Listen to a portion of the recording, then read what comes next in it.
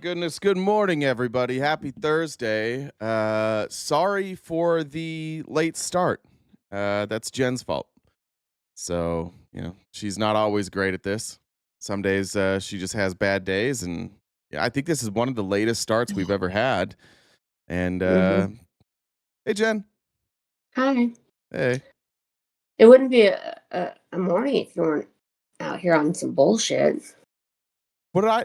No, I was just telling that. Yeah, I was just letting them know that Right. it doesn't normally happen for you. Right, because it's not my fault. It's a little bit. Can I tell you what happened this morning? Streamlabs stopped working. You broke something. Here's another thing that happened.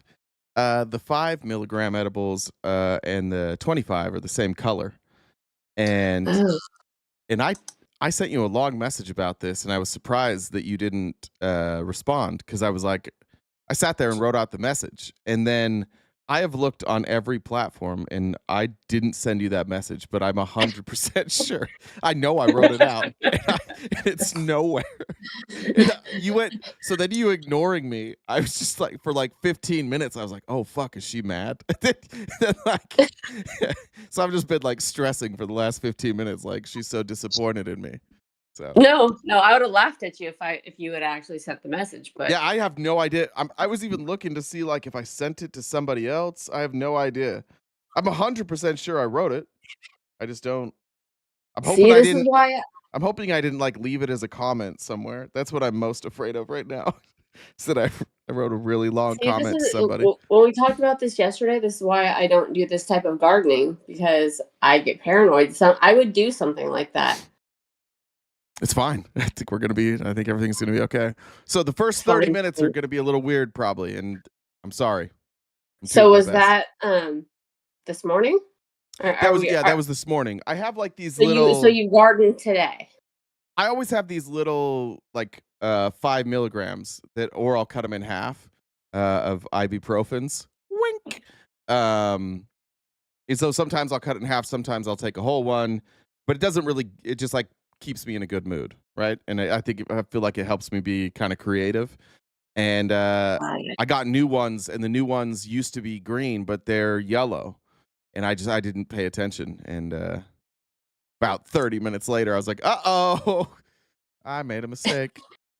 So I guess it's not maybe bad. we should have some other kind of bet for like what kind of crazy stuff can happen. I don't think we have to worry about like you falling asleep in a dog bed or anything like that. So that's positive. So I forgot about that when poor Admir. I forgot about Admir ending every live crying and asking for somebody to help him.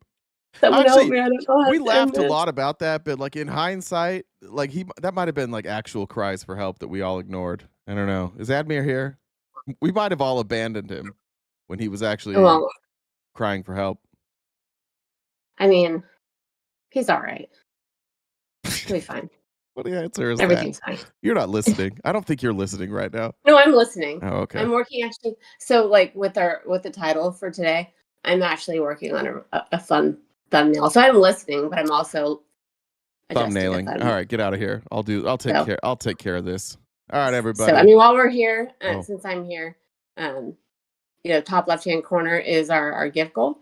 Venmo, Cash App, PayPal, Super Chats, all of that go towards knocking out that gift goal. If you haven't subscribed to us, please do that.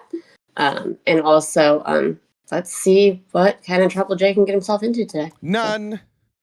I will get in none trouble, because I've got important news to talk to you guys about today. Can I tell my joke though before I leave? Please. I asked a librarian for a joke about turtles. Okay. Far back, she asks. Yes, I said, and tiny heads. No. All right. This is the important stuff. We stopped. I don't want to make the news a joke. We have important stuff to cover here.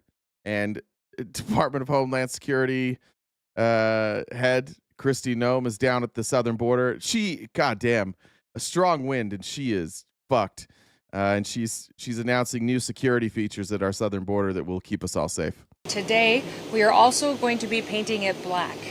That is specifically at the request of the president, who understands that in the hot temperatures down here, when something is painted black, it gets even warmer, and it will make it even harder for people to climb. So we are going to be painting the entire southern border wall black to make sure that we encourage individuals to not come into our country illegally, to not break our federal laws, but that they will abide and come to our country the right way so that they can stay and have the opportunity to become United States citizens and pursue the American dream. This is fucking important. This is really important. I don't know if you guys have ever been outside when it was hot and touched a railroad tie. The fact that it's not black doesn't keep it from being very, very hot. In fact, I don't know if painting it black is going to make it hotter. I have no idea. I don't if this that might like reflect some of the heat. I don't know. It's supposed to absorb it, but then you're not going to have the metal take the absorption. Doesn't the metal, when it absorbs the heat, keep it hotter? I have no idea, but I do know that then they decided to paint it because everything she does is a photo op. So then they started painting the wall, and again, I believe this is on our side.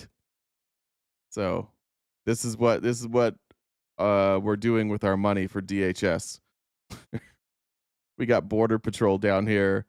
I assume Border Patrol with paint rollers and hard hats to paint a fence black. I don't know how long that paint lasts. I'd imagine that this is going to be an ongoing expense from now on. That like like on the Golden Gate Bridge, how they paint it, and it basically they start painting on one side, and then by the time they get to the other side, they start over. So it's just this constant process of painting the Golden Gate Bridge. I imagine that's now what we will have at our southern border. Like you have to paint lines on the streets. I imagine it's all going to get very, very faded, very, very fast. So that's cool. That's a cool thing our country's doing. It's really important. We got MAGA in here. Is anybody defending this? Sure. I was wondering that. Like, there's got to be somebody that asked a favor for Trump. They're like, "Hey, man, I have a painting business, but like times are really hard because not a lot to paint right now. Construction jobs are down. People are tightening their belts. So you got to think that maybe he just made a deal with somebody that said Sherwin-Williams, but legitimately, I don't think it's going to be insane if 6 months from now we find out that some donor of Trump's like got these contracts to paint and that they were in trouble and they got the contract. I thought this was interesting here. This was from Kash Patel. He was on with Larry Kudlow. I don't know why this link isn't. There we go. Let's see if that works. Shit, I just broke the link, I think. Give me 1 second. There we go.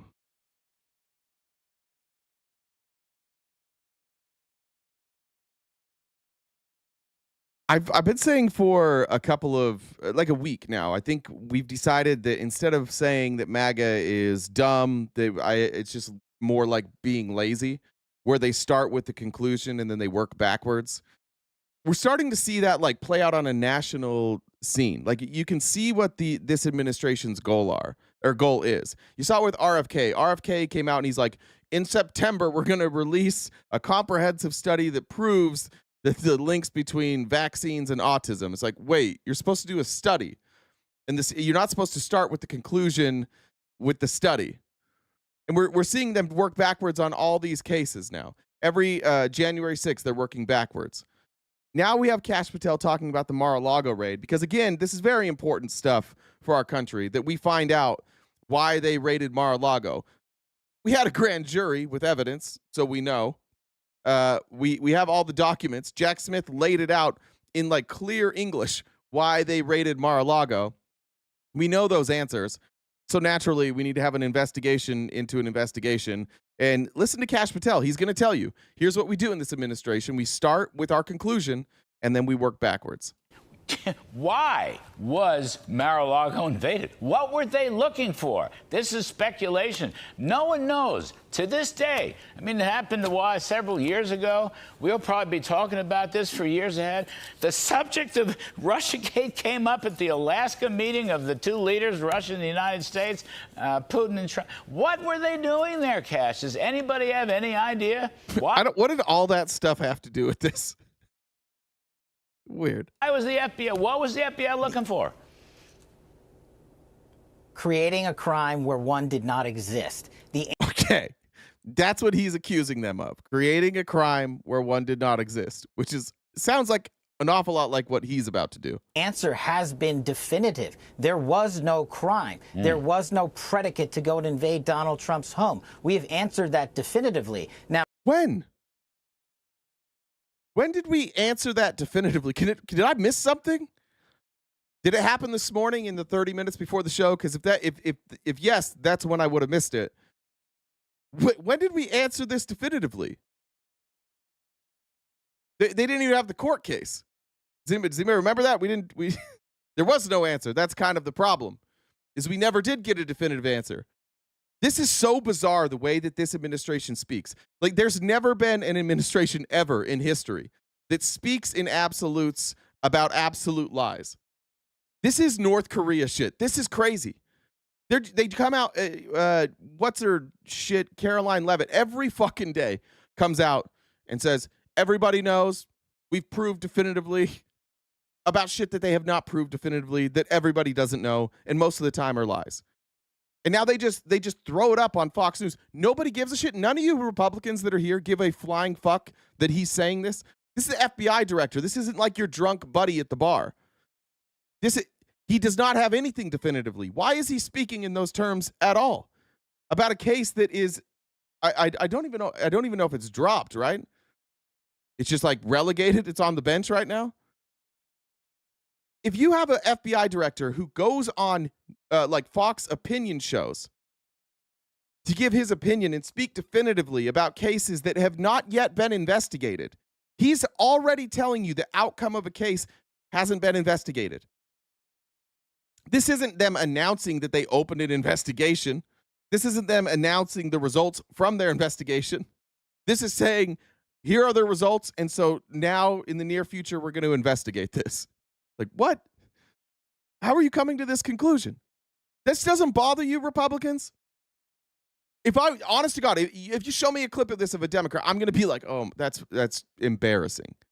This is embarrassing. This is the shit you would laugh at coming out of North Korea.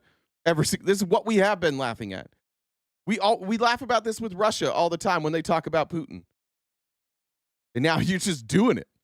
you know me, working backwards from that point, we are going to hold people accountable. Guys, there it is. He's just saying it. Point, we are going to answer that definitively. Now, you know me, working backwards from that point, we are going to hold. Working backwards from the point that we already know definitively. Why would you need to work backwards if you know definitively? How'd you get to definitively if you're now working backwards? How'd you get there? Right? This doesn't make any sense. This isn't how investigations work. Oh, I love Donald Trump's making America great again. This is what I voted for. Joe Biden. What else? This is terrible. This is the FBI director. This is just a dumb guy. And he's telling you, like, you guys are so dumb that we're going to give you the answer before the investigation. Then you don't even have to follow the investigation. Because he's up there saying, like, we already know the answer. Don't even worry about it. And you're like, yeah, that's probably true. He is the FBI director. Whatever credibility the FBI had, he's using it right now to try and get you guys to believe that, like, he already knows before an investigation. And that's enough for you. It's enough for you because it's another time you don't have to admit that Donald Trump is a fucking criminal, which he is. But now you've got a guy who's paid to lie for him saying it, and you're like, yeah, well, if he says it, must be true. People accountable who weaponize that system of justice for the following reason.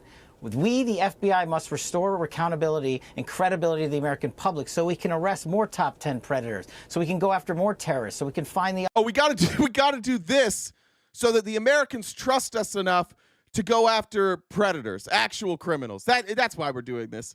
And the way that we're going to restore that credibility with the American people is we're going to make shit up.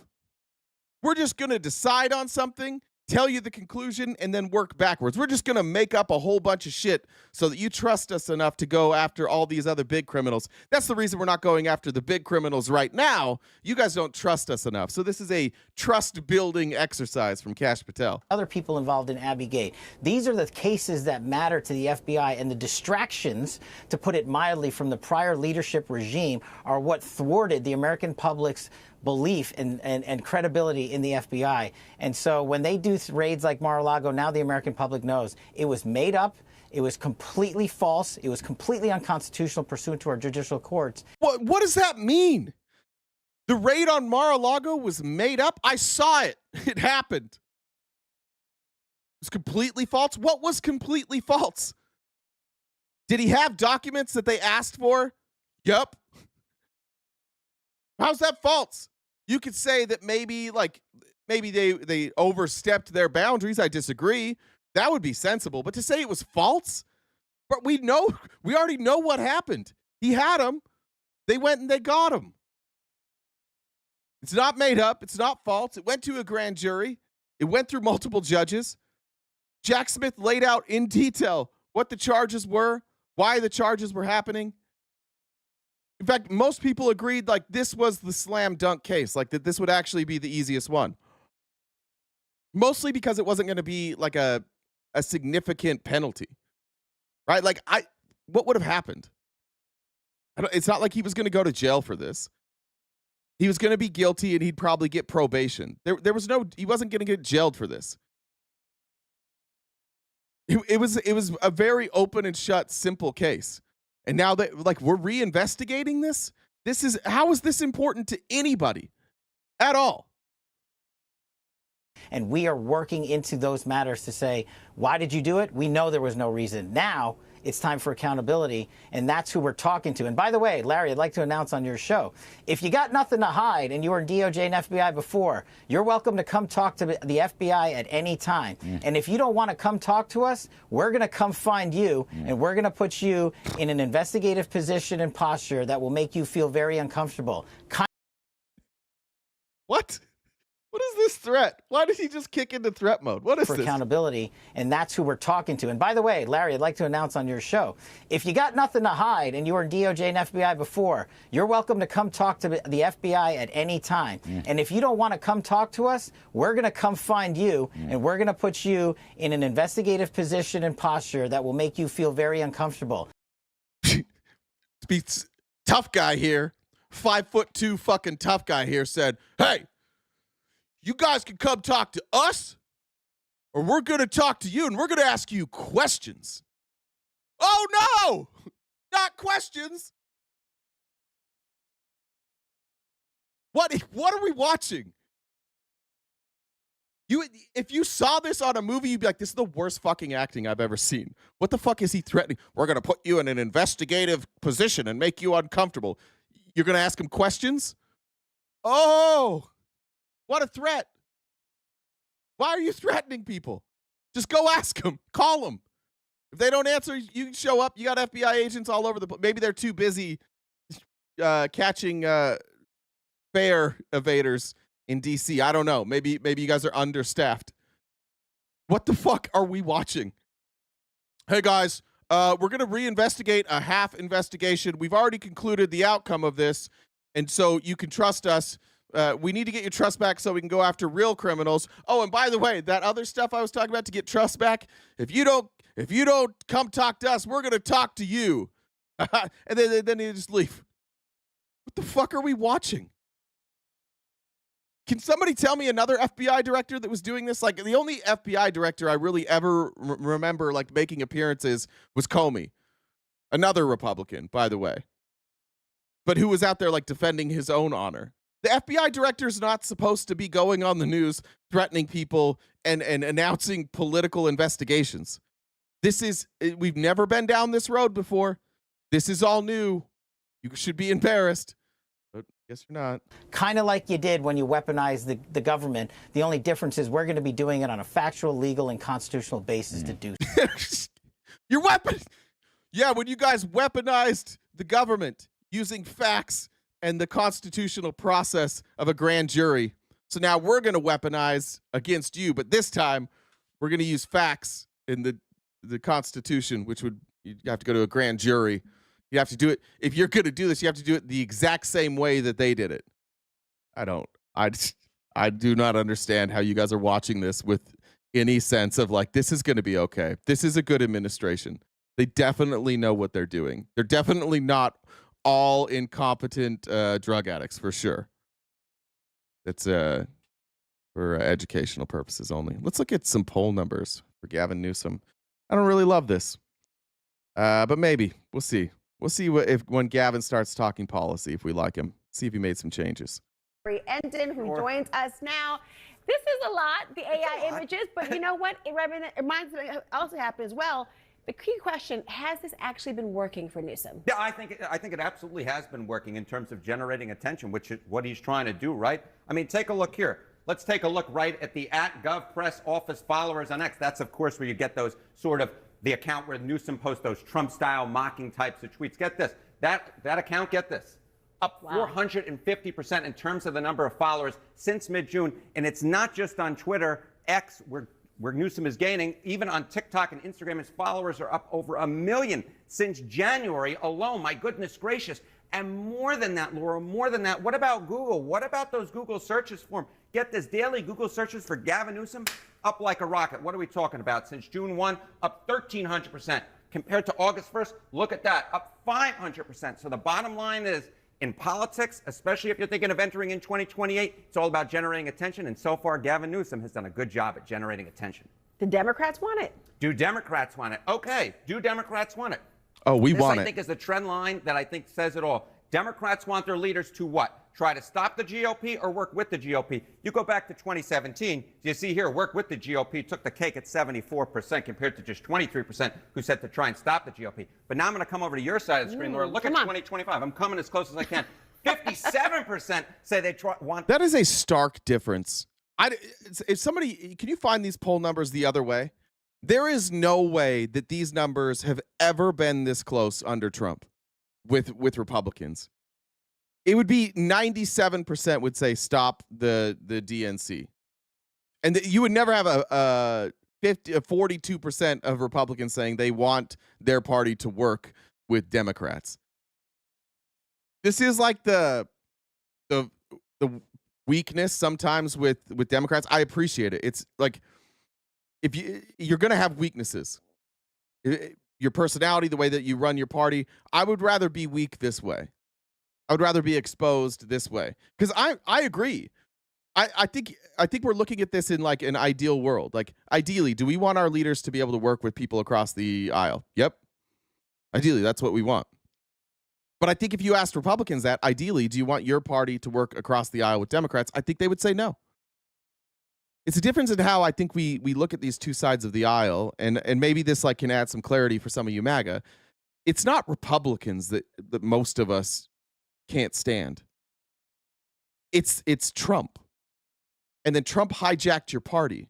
And so there's like no when we watch Trump and we watch the party, whatever he says, you guys just do. So there's no like there's no gray area. There's no light between the two. It's just like whatever Trump says is the doctrine. So I know you guys get mad because we talk about Trump all the time, but like, who the fuck else are we going to talk about? Who else says anything that isn't exactly what Trump wants them to say? There's nobody else to cover. Because if they say something and we say, well, I wonder where they got that idea, it'll be, oh, it's exactly what Trump said. They'll always side with him. So like right in an ideal world, yeah, like I do believe that there are a not insignificant amount, I think a majority of Republicans that are in elected office, as soon as Trump is gone, the MAGA shit is done with them. One, because like they're all power hungry too. And with Trump, there's no power. There's only power at the top. Nobody else has power.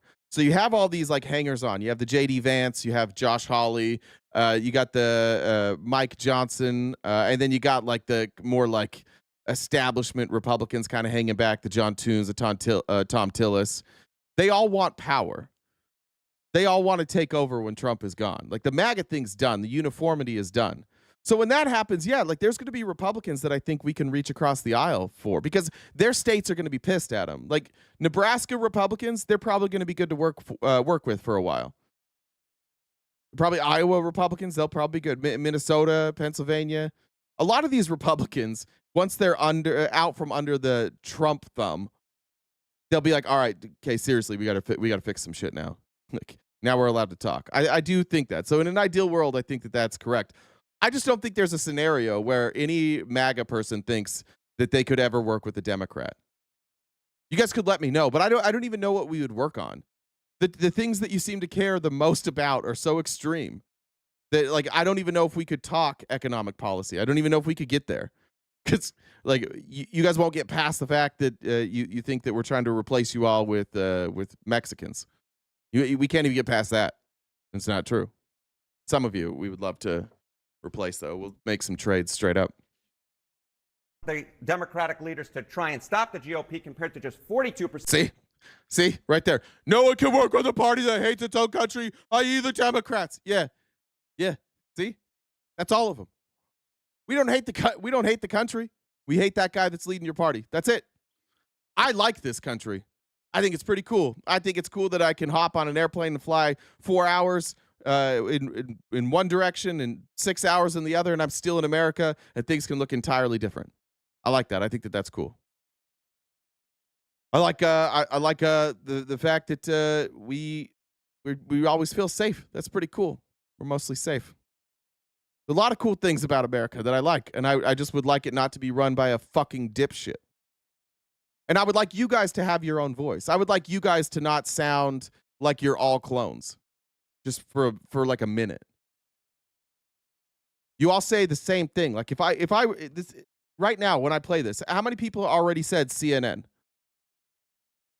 How many people have already said, "Oh yeah, CNN, I don't trust this polling"? A million? Who say they want to work with the GOP. That is a major shift. What are we talking about here? Some quick math up here is 34% rise in terms of the percentage of Democrats who want their leaders to try and stop the GOP. So no wonder Gavin Newsom, he's looking at this polling. He's saying, I can generate attention. This is where the Democratic base is. And right now he seems to be following the Democratic base. Why? For 2028? For 2028. That is exactly why. And I think the question is it working? Is it working? Well, let's take a look at the betting markets. Let's see. Brianna said, what do you call it? Jesus. What do you call it when an orgy is only for the newly married? I don't think I can say that. I can't say that. You guys can look it up, but there's no way I can say that. I'll get be canceled for sure. Just a reminder while we're playing this, I know that I'm a little silly and I keep forgetting things. We are crowdfunded, so anything you guys can do to help us knock out that gift goal would be greatly appreciated through super chats, other means. And if you're on TikTok, make sure you're gifted on the panel, and that way when we inevitably get shut down, they'll be able to restore our access. I think this gives away so much of it. Okay, the chance of being the 2028 Democratic nominee according to the prediction markets. Look at where we were on June 1st. We basically had a clown car for first. Newsom, AOC, Buttigieg, 11%, 10%, 8%. But look at where we are now. Look at this. Look who's jumped up all the way up to 24% chance, about a 1 in 4 chance of getting the nomination. Gavin Newsom. AOC staying pretty steady at 13%. And then, of course, we have Pete Buttigieg, who has stayed absolutely steady at 8%. So at least at this particular point, the prediction markets are saying, yes, this strategy is paying off. Of course, the key question is, will this actually work when you're trying to actually, votes are being cast and counted?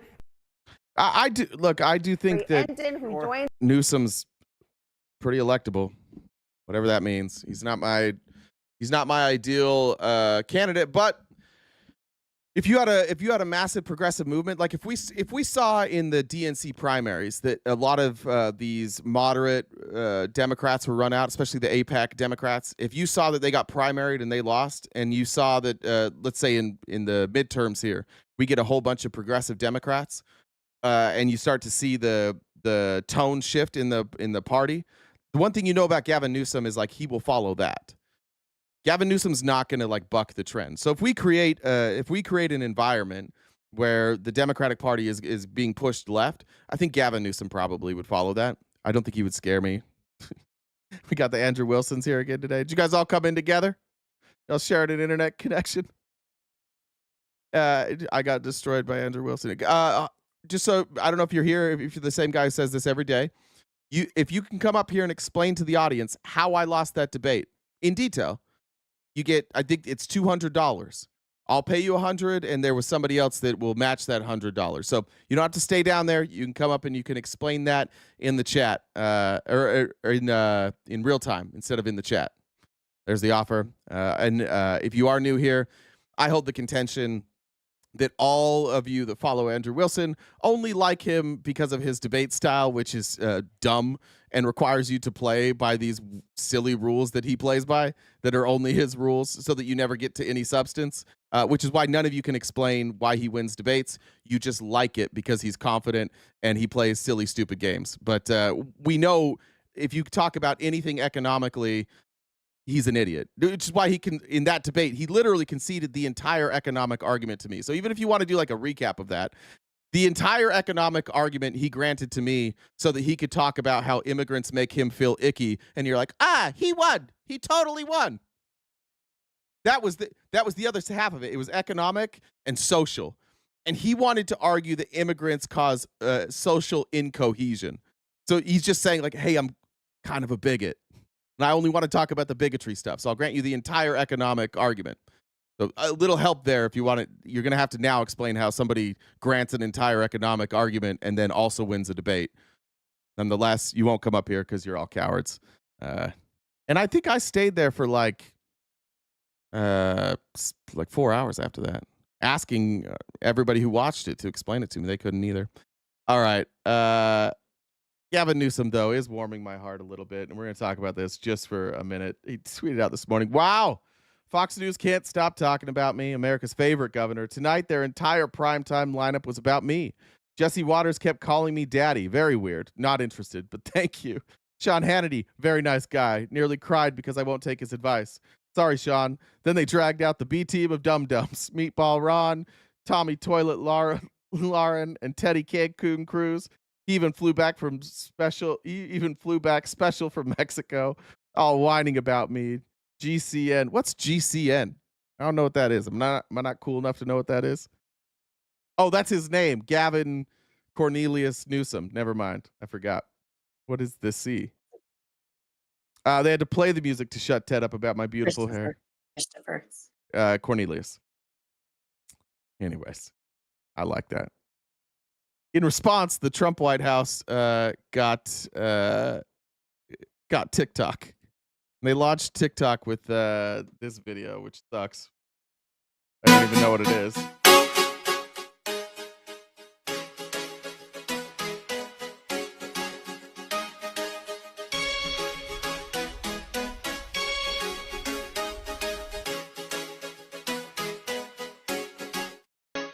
So that was cool. I swear they wanted to ban TikTok, and I don't think politicians are supposed to be on TikTok. Looks like maybe a TikTok sale is imminent, and now they're going to try and promote it. Like, TikTok's going to become a right-wing hellhole. It already kind of is. It's already getting like kind of shitty. But I asked the folks in the Discord this morning to help me out because I heard a rumor that that this account was being roasted. So I just wanted to go through some of the best pictures from the comp. Jesus, this went. All right. I gotta move this in a way that you don't see everything. Do it that way. All right. There we go. This is from today. Benefits of being MAGA, being liked and respected. Trump cares about you. Cheap groceries. Notice none of those colors match. Trump jeans, diaper cut. The slit in the front. Miracle Grow. I like that. That is crazy. Are we ever going to talk about that, do you think, as a country? You think we're ever going to talk about Trump's magical healing ear? I don't know. See no crimes here, no truth, speak no facts. Gerrymander this bitch. That's solid. Promise everything, deliver nothing. Don't read to me. I choose the bear. Ladies, you got to get it together with at least you could feel good. Like, imagine all the people that had to turn Trump into something like this. Like, this isn't Gavin, but it's not way off. It's not quite as pathetic when people try and turn their president into a sex symbol. But like Donald Trump with his lifts and his girdle and his diaper, and people are like making him a sex symbol. That was a little weird. You're in a cult. That's pretty good. Release the files. Protect the files. It was a tough morning. Will of blame. All right. Thank you, Discord. I appreciate your help this morning. If you see any other good ones, let us know. Send them to Jen or me. Daniel says Newsom needs to apologize for turning on trans kids. I don't remember what he did to trans kids. What did he do? Do you remember, Jen?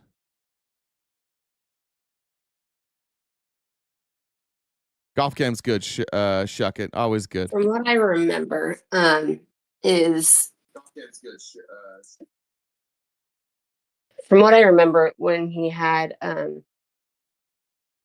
what's his nuts, the no teeth guy. When he had Charlie Kirk on, they were talking about what?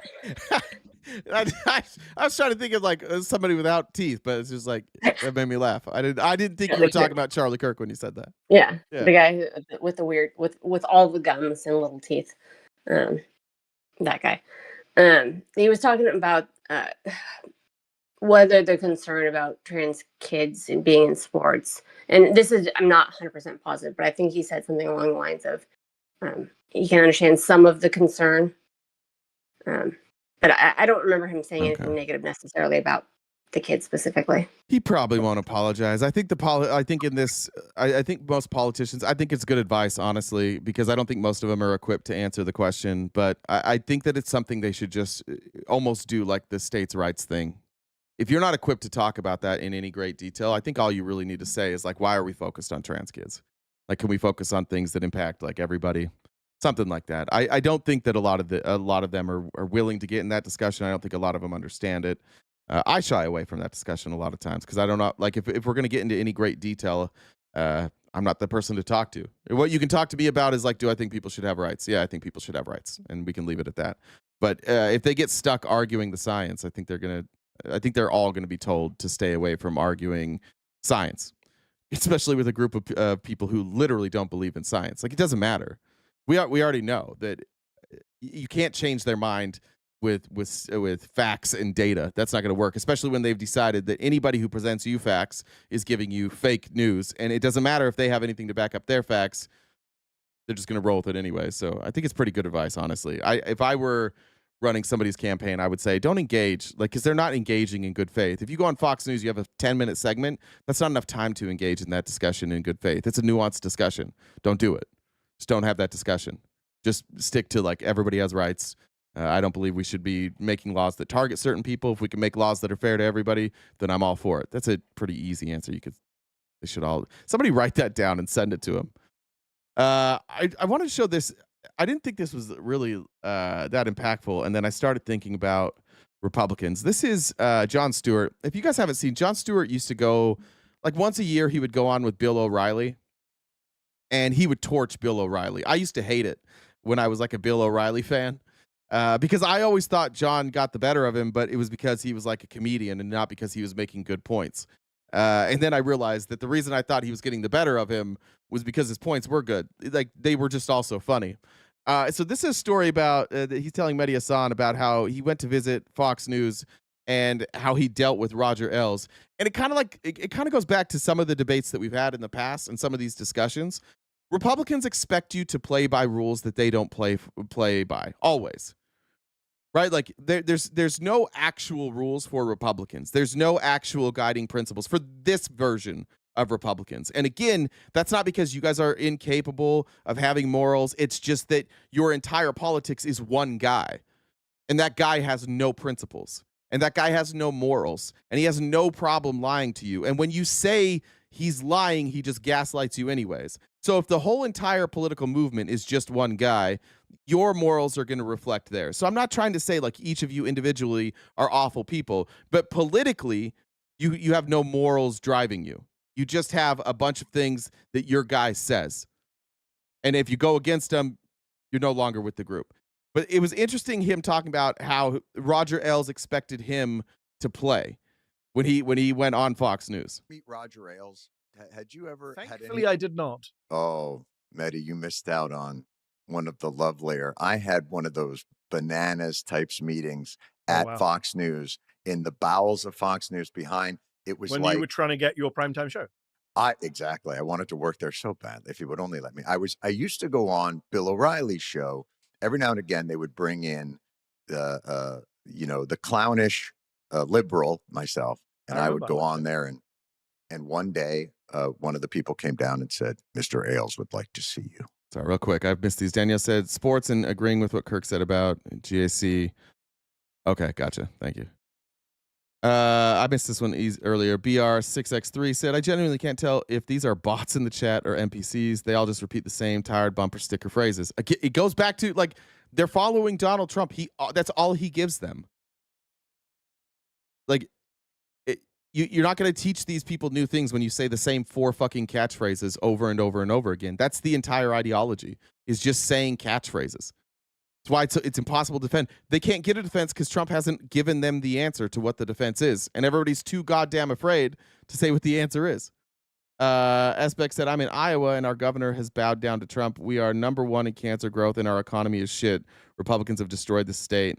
I was just watching yesterday, I was listening to a More Perfect Union.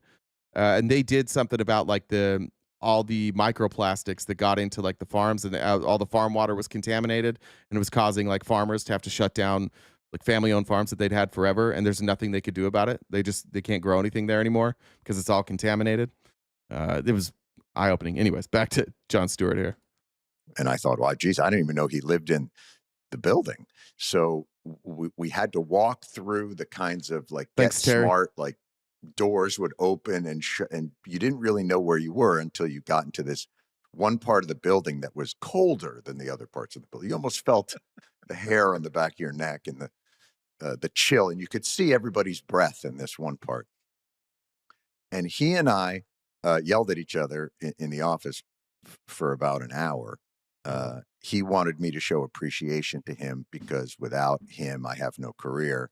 And that's what I've been getting lately in the chat is people are like, you should be thankful for Trump because you would be nothing without him. Maybe we'll find out. Maybe I've only done this with Trump, but I'll trade it. I would trade it if we didn't have to do this and like the show went to shit. I'd be okay with that. I'd find something else to do. I'm resilient.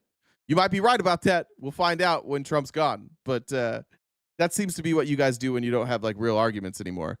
Well, look, I know that I can't win an argument, but you should be grateful that I'm even here. I am grateful that you're here, by the way. I just hope you learned something along the way. I wanted him to stop poisoning the atmosphere and harassing his blonde host around the country. But what struck me about Ailes was he meant all of it. He meant every word of it. Yes. But the strategy was cynical. So the good faith wasn't what he believed. It was the methodology that he would employ. And his methodology was, I am going to discredit all of the institutions or any of the voices that may in any way harm my movement. I'm going to make sure that editorial authority is seen as elitism. Yes. And yet I am going to exercise authoritarian control over my message machine. It is wild that like book after book after book has come out about Roger Ailes and Fox News in general. We now have 3 court cases where it has gone. They've shown that like they are willing to lie to their audience because it creates clicks, but 2, it creates loyalty because what they tell you, and this is what Trump does too, this is what my cult did. What they tell you is you'll never have, like, everybody else is out to get you.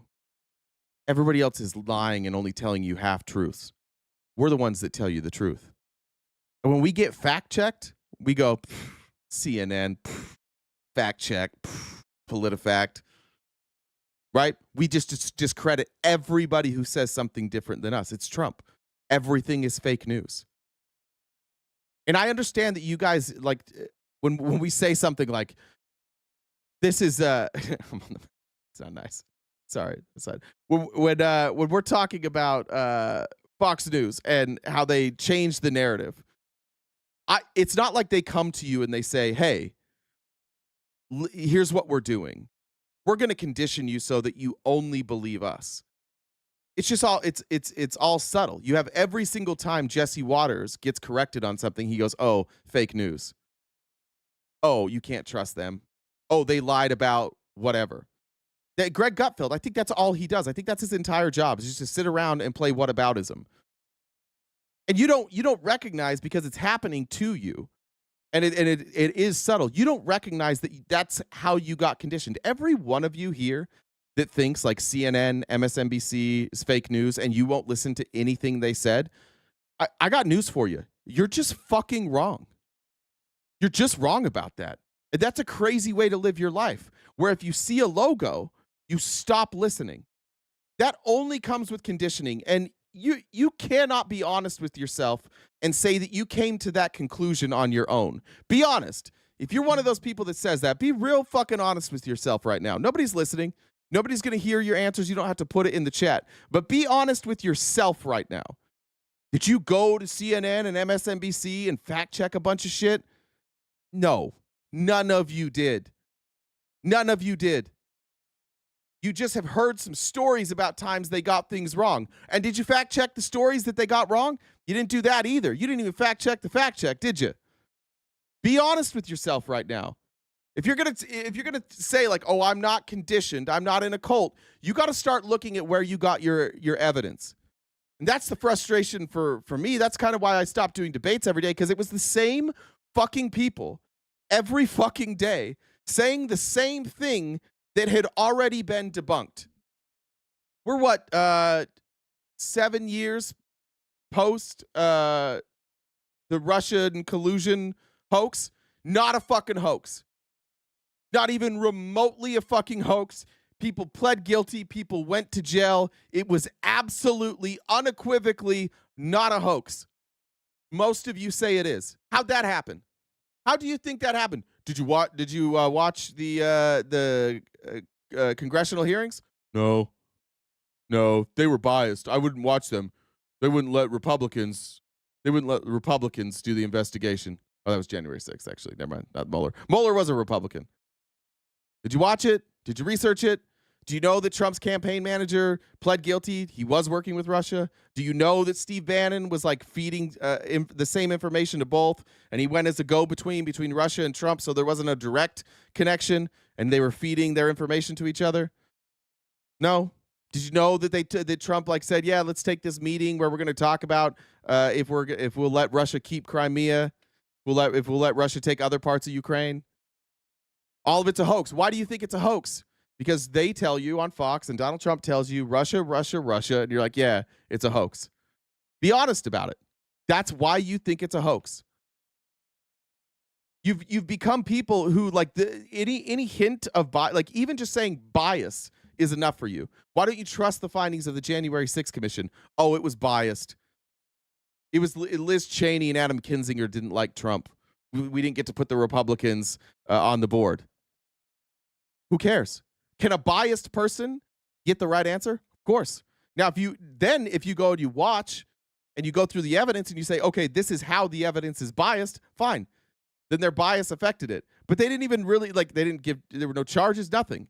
You can go look at that evidence. If you can look at the evidence from January 6th and not recognize that this was a coordinated attack that Donald Trump, at the very least, was aware was going to happen.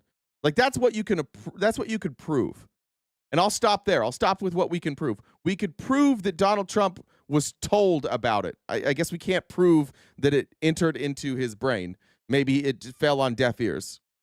And we also can prove that he didn't send in the National Guard, and he's allowed to.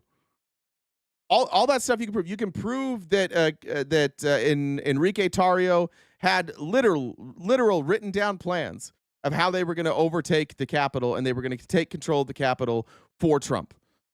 And that's why he got convicted of seditious conspiracy. It was a pretty easy case. And then it all got overturned. Why did it all get overturned? Why did they all get pardons? Because Donald Trump told you, don't believe your lying eyes. Don't believe the hundreds of court cases. Don't believe the video. Don't believe the January 6th investigation. Don't believe anything but me. Honest to God. And you did it. You just fucking did it. There's nobody that has investigated January 6th that says like, oh, there was nothing there. Nobody. No investigation. It's just like Trump and his friends say nothing to see here. And you're like, okay. Yeah, they said there's nothing. I can show you videos of people beating up police officers with flagpoles. And you'll be like, so what does that prove? Well, it proves that it was violent. Proves that Trump could have sent in the National Guard. We don't live in the same reality. You do live in an alternate reality. We should have known when day one of the first Trump administration they came out and they're like, we're going to give alternative facts. Like that was alarm bell number one. And that's when all of you should have quit, but you didn't. You're like, well, he probably just said, it was probably just a misspeak there. Did Trump ever say that he wasn't giving out alternative facts, by the way? Did they ever correct that? No, they're still doing it. It's just like little baby step. It's a lie here that you overlooked, and you just from day one with Trump, you guys just started overlooking lies. And now you've gotten to the point where there's so many lies that like you have two choices. You can either pretend none of them were lies, which is what most of you do, or you can address the mountain of lies and be like, oh, you know what? Maybe I was duped here. Those are the only options you have, though, because once you accept that he lied about one thing, you have to accept that he might have lied about other things. And most of you can't cross that bridge. Most of you, like, at least in your heart, you can't even care about it. We're never going to have that discussion with you where we look at like the totality of his presidency and his actions, not what happened with the country, right? Like not saying like everything good crediting to him and everything bad taking away from him. If we just analyzed what he did, it would be he mostly just lied to you. That's like mostly what Trump did. If you just look at his actions, every time he speaks, every time he jumped in front of a microphone, what was he usually doing? Attacking somebody, attacking the media, answering the questions he wanted to, and lying. Sometimes telling the truth. But that's basically all he did, is tear the country apart. He's still doing it. And we proved it earlier with the polling. The Democrats do want to work with Republicans. Like at least 42%? Like a minority. None of you want to work with Democrats. You all have you've decided that we're evil. And we can't live in the same spaces where with a shared reality. That's going to take a long time. And unfortunately, it's going to legitimately take Trump just once he dies. So however many years left that guy has, we're going to live in this like shitty reality till then. And let's keep going with this real quick. And that's, I think, the genius of that movement. Yeah. They don't play by the rules that they ask you to play by.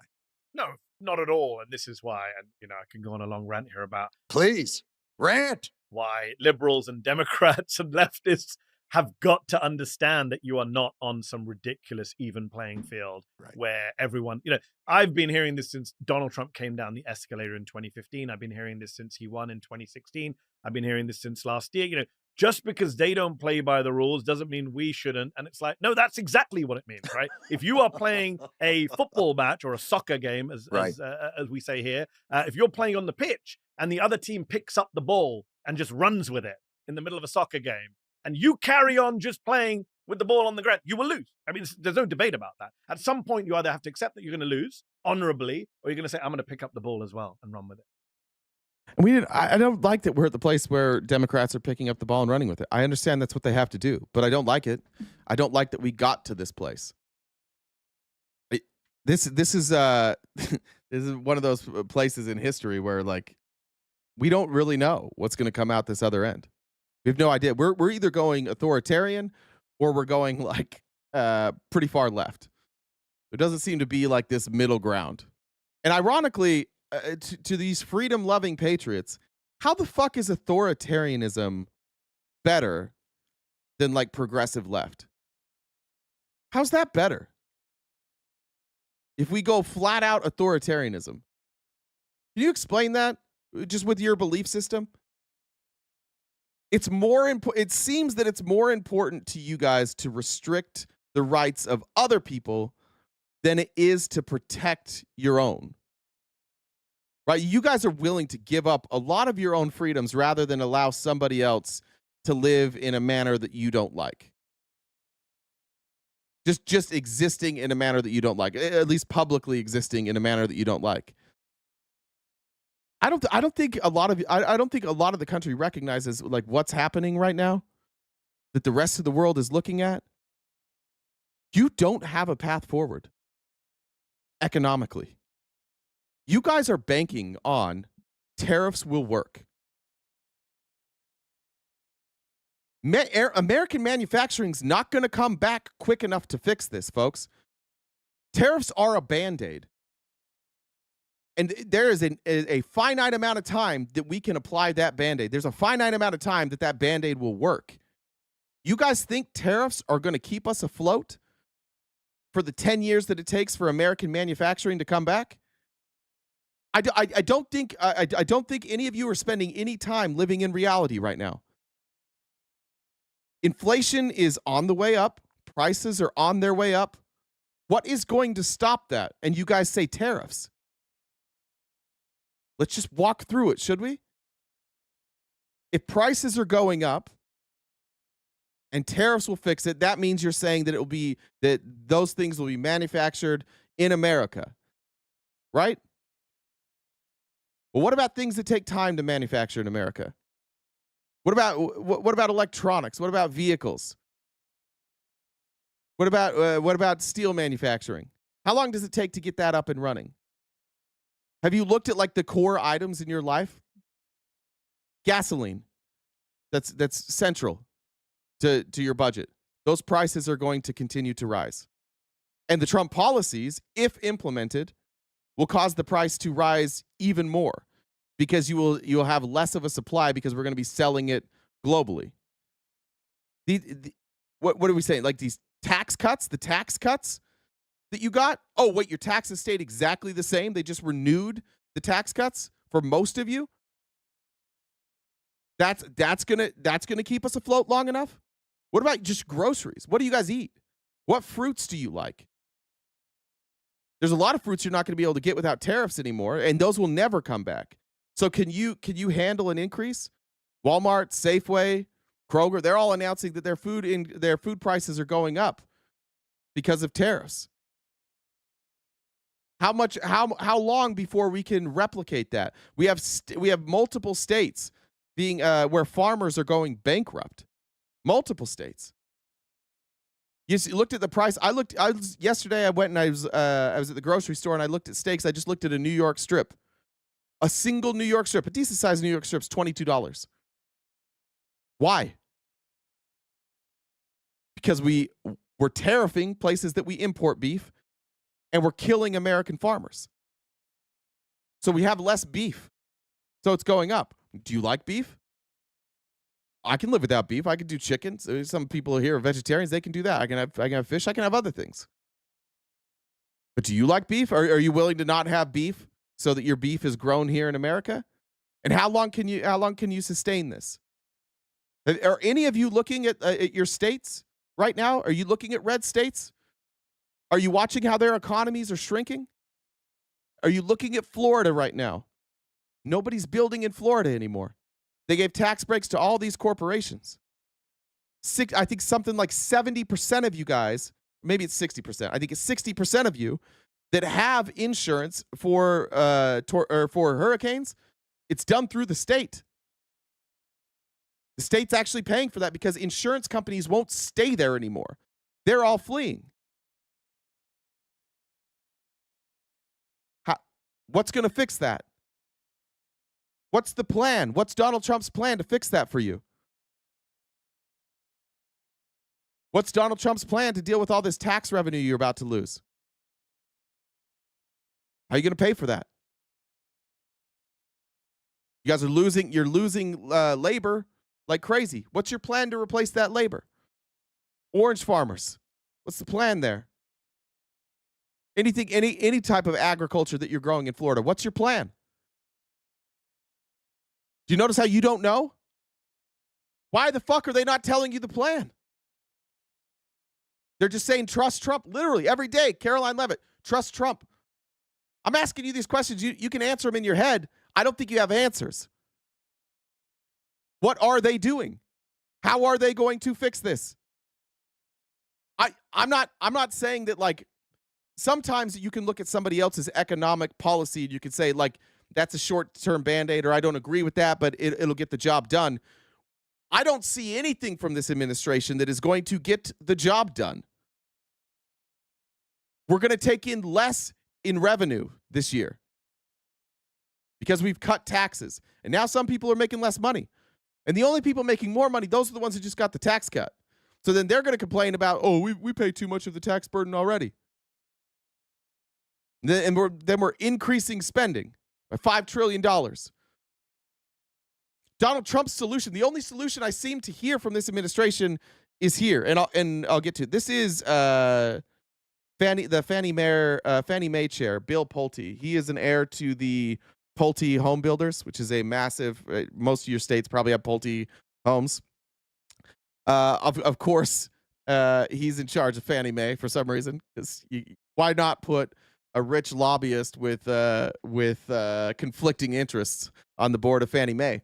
What they're doing now is with no economic reasoning, they are blaming the Federal Reserve for the problems that they're causing. Listen to what he's saying here, and then let's talk about his solution. Because finally there's somebody in your administration that's talking about a solution, and let's talk about it. And I think it's very disrespectful both to the country, to the president, and frankly, even to the Federal Reserve for this lady to stay in office. Well, look. Oh, yeah, sorry. This is about Lisa Scott. That's why at first he's brought on. Lisa Scott is on the Federal Reserve Board, and she's being accused. There's been no evidence presented yet, but of mortgage fraud, which Trump did. You guys have all been saying that Trump didn't commit a crime with mortgage fraud. And now they're accusing her of mortgage fraud and want her to step down. So ironically, you're asking somebody to step down for the same crime that the president committed. Fucking crazy. But the reality is they're just they're digging up dirt. They're paying people like Laura Loomer to dig up dirt on people, then demanding their resignation, and then putting them in, installing loyalists. And I hope you know, you dipshit fucking MAGA, that they don't know what the fuck they're doing. And they don't want to admit that they fucked this up. They don't want to admit the reason why the Fed isn't dropping rates. Because the answer is they're fucking wrong and they're fucking stupid. Or they're fucking corrupt and they must be owned by, like, Russia. It's incompetence, it's stupidity, or it's somebody else owns them. So now they just want to fire everybody who is there protecting us, the consumer. We're the ones being protected. The Federal Reserve, whatever you think about them, they're protecting you right now. They have your best interests, and this government wants them to change the rules so they have to stop. They don't have to answer questions about it anymore. And Donald Trump knows, I'm out of here in 3 years. The devastation will be done. But yeah, so they're trying to remove her so they can install loyalists. Grand juries, what is this going to take, 18 months or something? I mean, when you get a criminal referral, this could go on now for a year. No? No. I mean, you can move very quick. I mean, look, this is a black and white situation from my perspective. It's either did she sign these documents or not. You know, what's funny is Yeah. She just said court will take 18 months. So shouldn't we just, I mean, we're going to have to wait for court? No, we don't need to wait for court. It's black and white. They got to go now. We're not even going to do a trial. We don't need a trial. They've got to step down now without the trial. You guys are this dumb, Republicans? Honest to God, you're not this fucking dumb. They have provided no evidence. There's no case. There's no file. There's nothing. They're telling you, believe us, we know what we're talking about. And you're like, okay. Just going to do it. They did the same thing with Abrego Garcia. We gave him due process. No, you didn't. Yeah, we did. No, okay, we'll bring him back. But we're only bringing him back to charge him with all these crimes. And then I said, they're just going to drop those crimes. And they just dropped them. Because they just lie to you, always. They will never admit that they did something wrong. They just lie to you. And you guys wind up looking like fucking idiots out here all the time with no backing. They never back you up. You spent for 6 years being like, Donald Trump kicked Jeffrey Epstein out of Mar-a-Lago because he was creepy with the daughter. And then when it came time for Trump to back you up, he's like, nah, he's still one of the people that worked in my spa. And I said, don't do that. And he did it again. So I was like, you got to go. And none of you feel like fucking idiots that you've been lying for 6 years? That you've adamantly been defending this guy like, I know it. This is what happened. And then he came out, he's like, that's not what happened. None of you care? None of you care? He just let you guys lie and look stupid for 6 years? No, that's the thing, though, because we don't accept that we're ever wrong. So it doesn't feel stupid. Tried to go after President Trump on complete nonsense. He was totally innocent. In this case, you see these signatures. Did you sign this document or did you not? Oh, there you go. Rory said my bottom line was hit hard. My kitchen cabinets have doubled. Everybody's being hit hard. He's going to talk about that here in a minute. And she can say whatever she wants, but at the end of the day, the facts speak for themselves. And I'll tell you, this is the hottest story in the world right now, Maria. No, it's not. No, it's not. They're live every day. This is a line written by Trump. Make sure you say it's the hottest story in the world. Nobody knows this story. Only fucking nerds like me know this story. Nobody gives a fuck about this story. The hottest story in the world. How is this not North Korea? Oh, you won't believe it. What? Lisa Clark committed mortgage fraud. Who? Who committed mortgage fraud? Lisa Clark. She works for the Federal Reserve. Oh. All right. Nobody cares. The hottest story in the world says this administration. You know Trump wrote that. Make sure you guys start saying that this is actually the big story. The Epstein story, definitely not a big story. It's this one. Very reason that people get it. You can't go and fraudulently represent things that aren't true in order to procure a loan. And the elites and the wealthy class, this is why President Trump won in a landslide, because the people are sick and tired of this crap. Yeah. Bro, you're an elite, wealthy, you are a Nepo baby rich kid who got appointed because you gave Trump money and you're like, this is why he won, because he was for the working class. No, he won because you guys gave him money and his supporters are dumb. But putting mortgage fraud aside, I mean, President Trump has issues with just the ineptitude of the Fed. The president has accused Chairman Jay Powell of hurting the housing industry. He said this on Truth Social. Could somebody please inform Jerome Too Late Powell that he is hurting the housing industry very badly? People can't get a mortgage because of him. There is no inflation, and every sign is pointing to a major rate cut. Bill. All right, let's talk about this. So in 2008, we had a mortgage crisis, and this should go to show like how dumb Donald Trump is. What we're looking at right now is we had massive increases in home values from COVID until like early this year, middle of last year. Then they've kind of leveled off, and we had that because during COVID, as part of stimulus, and as part of the constant urging, if you go back to Trump's first administration, they were putting a lot of pressure on the Fed to keep rates low. And what happened during that time is a bunch of wealthy people went out and over-leveraged the fuck out of themselves. They all wanted to take advantage of these low mortgage rates and cheap money, and they went out and they bought tons of houses. And they bought them near the top. And now the market, like, it was kind of a panic in the market, right? It artificially rose. It wasn't playing by like normal rules. It rose too fast. So now you have all these people sitting on expensive mortgages with low rates that they can't refinance out of, and they can't make the money by renting them back. This is why nobody's building right now. Who the fuck would build right now? If, like, for me, I've got a mortgage at like, I think it's like 2 point something or maybe 3%. I'm not going to go buy a new house at 6 or 7%. But also, at the same time, Americans don't have any money, and they have heavy debt. So if the Fed were to lower the rate right now and give access to more money at cheaper rates, most people still aren't going to be able to access that money because you're going to have you have a debt ratio that is going to make you disqualified to get a mortgage. Now, it might help. It would definitely help with refinancing. That could open up some capital. But this guy's talking about new builds. This guy sits on the board. I don't know. I don't think he's on the board anymore. But he is he's from Pulte Homes. He has ownership stake. It's been passed down to him. Pulte Homes only makes money on new builds.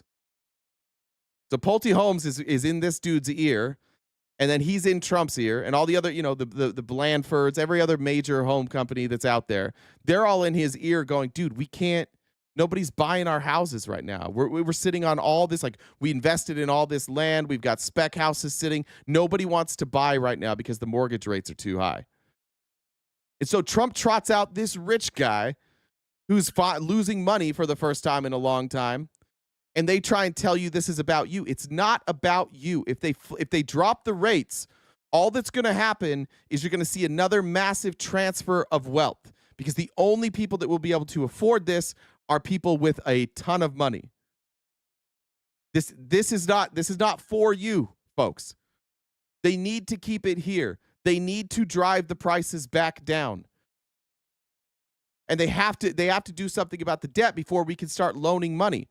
When we did this before, when we relaxed the rates under Bush, we relaxed the rates and we relaxed the regulation, and all of a sudden you had all these companies going out, and or all these mortgage brokers, and they were writing mortgages with no income, no job verification, just whatever. Who the fuck cares? And all these banks were just buying them. They're like, yeah, it's fine, money's cheap. Obviously, if they can get a mortgage, we can buy them. They must be good. Either not knowing or not caring that on the mortgage broker's end, they were being fraudulent. What do we see with this? What do you see this administration advocating for? Deregulation, cheaper money. They don't want to regulate mortgages. Why? Because Pulte Homes, they kill it with that. They don't give a fuck. They just want to sell houses. They've got a stock price to protect. They've got investors to protect. So when they stop selling houses, they act like the world is crashing down. It's not. The world is not crashing down. Rent prices in Phoenix are dropping. Good. That helps you. That helps all of us.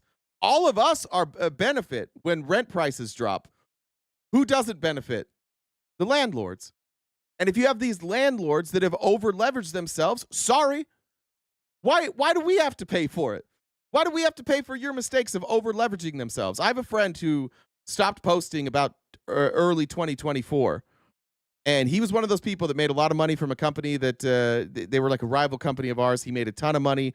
He invested it in his next project. It went really well. And he and all his richest friends, which were a lot, they all went out and they bought up houses all over the country. And they bought up dentist offices all over the country. And they're fucked right now. And what they need more than anything is for Donald Trump to bail them out by lowering rates so they can try and get access to cheaper money, and so that people can buy some of their houses at lower rates. And Donald Trump responds to them. If you are super wealthy, Donald Trump will help you protect that. If you're in the middle class, he's not going to do anything for you. If you're poor, if you're looking at rent prices and for the first time, like in Arizona, you're seeing prices come down, you've got a little bit of hope. You're like, fuck, I might be able to turn this thing around for the first time ever. My price isn't doing this, it's doing this. But you can't have that help because these rich people up here are like, oh, but what if I lose all my rich? Sorry. Don't over leverage yourself. Don't buy 1,000 properties with your friends. Sorry. But you bought at peak market. Sorry. This is just more examples of this administration trotting out shit that is not going to help the working class at all. You literally have Jerome Powell there trying to help your rates go down, or your rent go down.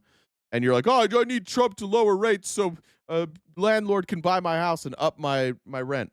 If we were to see a rate cut next month, the president will obviously, be able to say, look, I told you so. But aren't we talking about a bloated situation regardless of whether we're getting cuts at all? They put all that money into the new headquarters. I was told, I'm about to interview Christine Lagarde at the European Central Bank, and I'd like to know how different the ECB is to the Fed. I mean, the Fed has how many branches? How many offices? How much money spent? Well, it's crazy, but first I want to just distinguish, Maria. First, I just want to distinguish, Maria, if this is okay. I want to put the regulator hat and the other hat. Adam said, silly bitch. Adam doesn't eat, or MAGA doesn't eat fruit. They eat McDonald's like their whack-ass president. Aside for a second with regard to Lisa Cook, because obviously those are alleged crimes. So let's shift into the political side of things. I think those are very important to keep different. As it relates to the political side of things and as it relates to policy, which is what you're talking about in terms of interest rates, he has gotten this so wrong that I'm very concerned with the damage that it's doing to the housing market. And I think it will do damage to the housing market for up to 2 years after he's gone. Good. Good. Because the damage that you're talking to, he talks about the housing market like it's like this entire thing. Like, if the housing market is hurt, we're all hurt. Nope. Nope. You know what happens to those massive landlords when they lose all their money? Those properties hit the market. Why do we have to protect these rich? Like, why are the richest people in this country like the biggest bitches? If it's so easy, they're always like, pull up your bootstraps. I made my money on my own. Okay. Well, then why do we have to bail your ass out every time you fuck up? How come once you get money, we have to bail your ass out? We don't get a bailout. Fine. Yeah, a lot of people, if the housing market stays where it's at now, there's a lot of people that are going to lose a significant amount of their money. That's fine. It shouldn't, like, if we're going to make conditions that allow them to grow those assets, why should the system then also protect them from losing those assets? Why do they have all these special protections?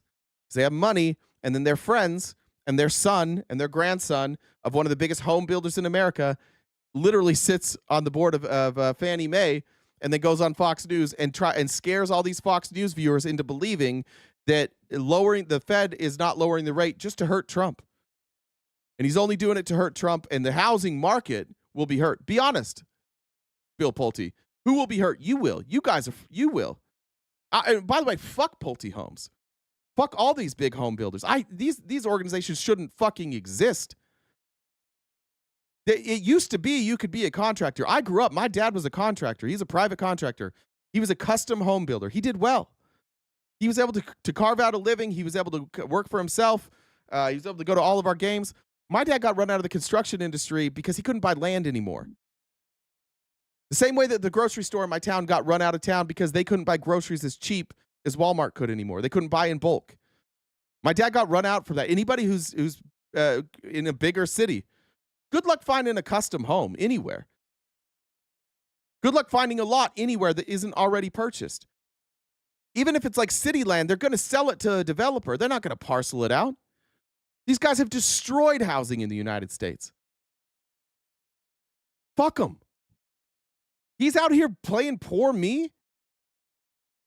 This is the victim of MAGA, by the way. Not you. Not you. This doesn't hurt you. It hurts him. He's the victim. And you guys, I don't know why a bunch of middle class, working class MAGA, why are you co-opting these billionaires' pain? Well, you know, the thing is I can deal with a lot of stuff, but these guys, they've been through a lot. They deserve to feel no pain. Fuck them. You want to create your own generational wealth? Look what happened in 2009. I have a friend who, he fucking killed it. He was a little ahead of me as far as getting his life together. And when the housing market crashed here, he bought a house out in Queen Creek, but close to Santan Valley. And he bought it in, I think, 2010. He paid $39,000 for that house. I think he sold it for $700,000. He was able to finance his dream. He's a filmmaker now. He supports his family. He was able to invest that in his future. Why was he able to get a house for so cheap? Because all these corporations who had bought up everything, and all of these private equity investors who had bought up everything got over leveraged and they got fucked.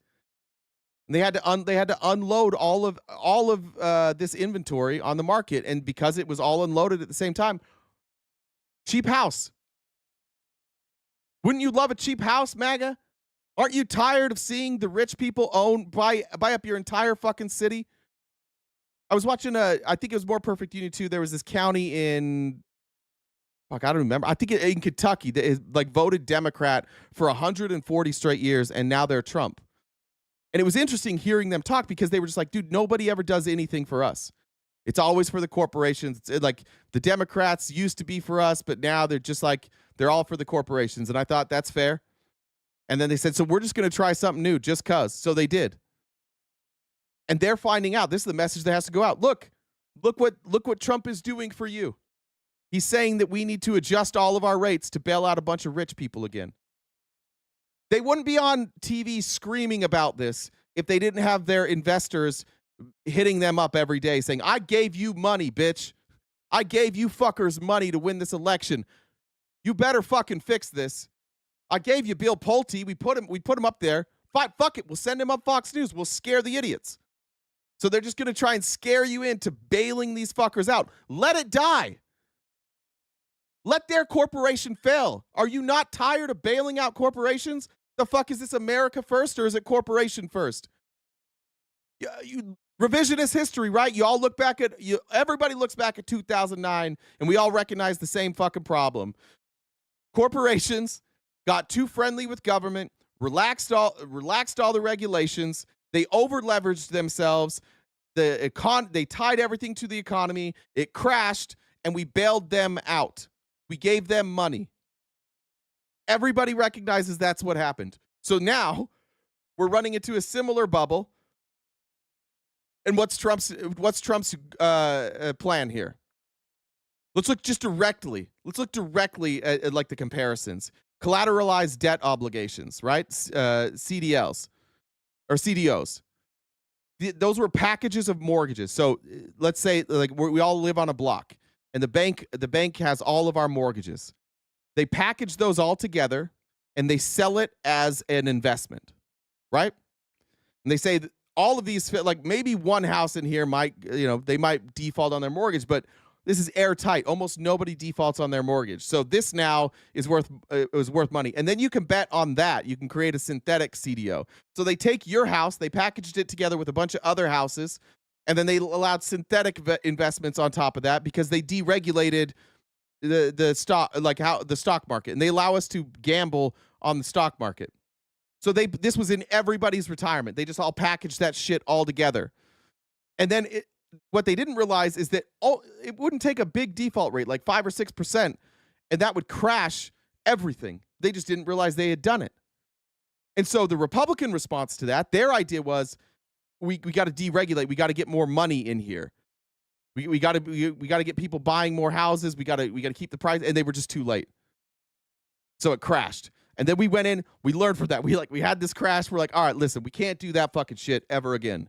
We can't let these banks dictate the housing market. We can't let them set the terms of like the money that they the rate that they get to loan money for.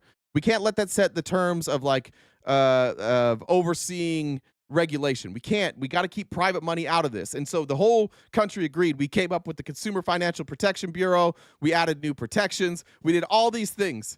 And then all it took was, 15 years later, the same Republicans, the same corporations that caused that first crash by giving Republicans money are back. It's the same people, and they're giving Trump money, and they're running the same game plan. But this time, it's a collateralized debt obligation that is from venture capitalists. And venture capital is all wrapped into real estate too. So all these tech companies, they all have adjustable rate loans. And the adjustable rate loans are going to kick in when things start defaulting. And those defaults include defaulting on your loan, but it's also going to include defaulting on loans for assets. Like people that went out and bought thousands of homes that have thousands of loans. And when the default rate goes up, the adjustable rate loan will also go up and it'll crash. So the Fed is doing the right thing. The Fed is saying, we see problems on the horizon. And if we drop rates, it's just going to exacerbate the problem. Because all these people who are gambling are going to go and they're going to gobble up this free money as a Hail Mary attempt to try and save what is fundamentally broken. So the Fed can't, you don't want the Fed to drop this rate right now.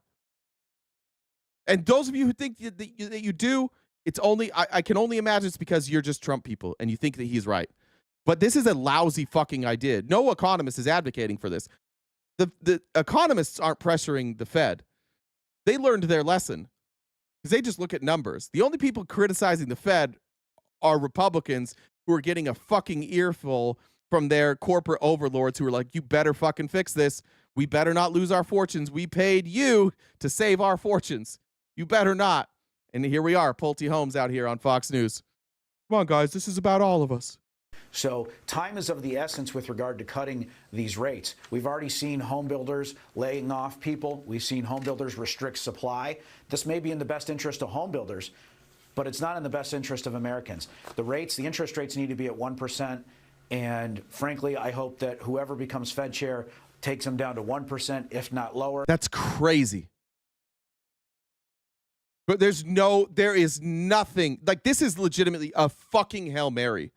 This is them admitting on national TV, guys, we're fucked. We're so fucked. If we don't get, it's got to be 1%. That's the only way. These are some of the richest people in America begging you to co-opt their struggle. And they want you to be like, yeah, guys, we gotta get these guys access to cheaper money. It's very important. They must have access to cheaper money. It's got to go to 1%. Why not 0%? Yeah, why not? Why not? Let's just redistribute the wealth. That's wealth redistribution. I know you guys are supposed to be against that, but you only are against it when it goes to poor people. We love having all of our money go to the rich.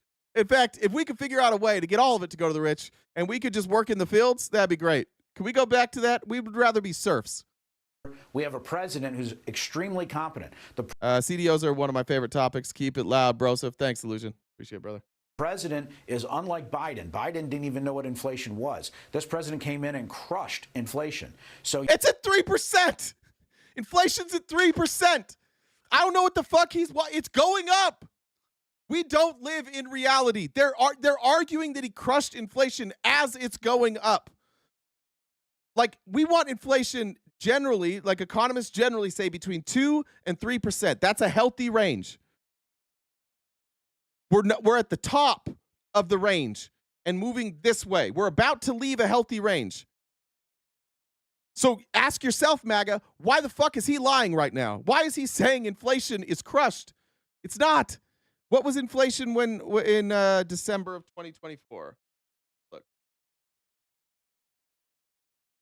2.9. It's up. Yeah, so we're basically the same. We're basically the exact same. What do you mean he crushed it? We're literally at the same exact spot and moving in the wrong direction. And because it's MAGA, and I guess like that's why they don't want their kids to go to college and learn economics. They're like, oh yeah, he did crush it. Yeah, it's totally gone. My grocery prices aren't going up. My gas prices aren't going up. My water bill's not going up. My insurance isn't going up. None of this is going up. Clothes are cheap. Everything's cheaper. The fuck are you guys watching? Why do you let them just lie to you like this? This is crazy. It's not crushed. It's going up. No pushback from Fox. Larry Kudlow's like, yeah. And Larry Kudlow doesn't know because Larry Kudlow's just a rich guy. He hasn't felt any of this. This doesn't really affect him. He's just a rich guy. You have a president that will continue to crush inflation. He will continue to keep inflation low. Rates need to be at 0 or 1% at the highest. Yeah, well, you don't see a Yeah, he's desperate. His daddy's calling him every day. You motherfucker. You worthless piece of shit. You can't even work at Pulte. You're so goddamn dumb. You can't even work for us. So what we thought, what do we do with Bill? We'll just send him to work for the government and have him do what we tell him. And then Bill's like, what'd you say, Dad? I said, get it to 0%. Guys, could we please get it to 0%? Because my dad wants me to, and he gets mad at me when I don't get the Fed to drop it to 0%. You rich folks underestimated how stupid this administration was and how incapable they are of forming an argument that like a dipshit streamer like me can see through it. I shouldn't be able to see through it. If you're good at this, I shouldn't be able to see right through it. It's terrible. All right. Jen, you want to make announcements real quick? Give you a little break in. All right, here's a message I just got. I won't say, I will not say who this is from. Somebody said, I scrolled by and I heard Pulte Homes. They are the reason my bonus was cut by 75% because production is down. I manage all of Pulte Homes countertops in my state and city, and still got a heavy cut. That's a DM I just got from somebody whose bonus is reliant on Pulte Homes because they're not building. Cool. Jen, are you here? All right, I'll do announcements. All right, everybody. We're a ways away from the gift goal, as Jen would say. She's going to start guilting the fuck out of you in the chat. We are crowdfunded. I'll update that goal here in a minute.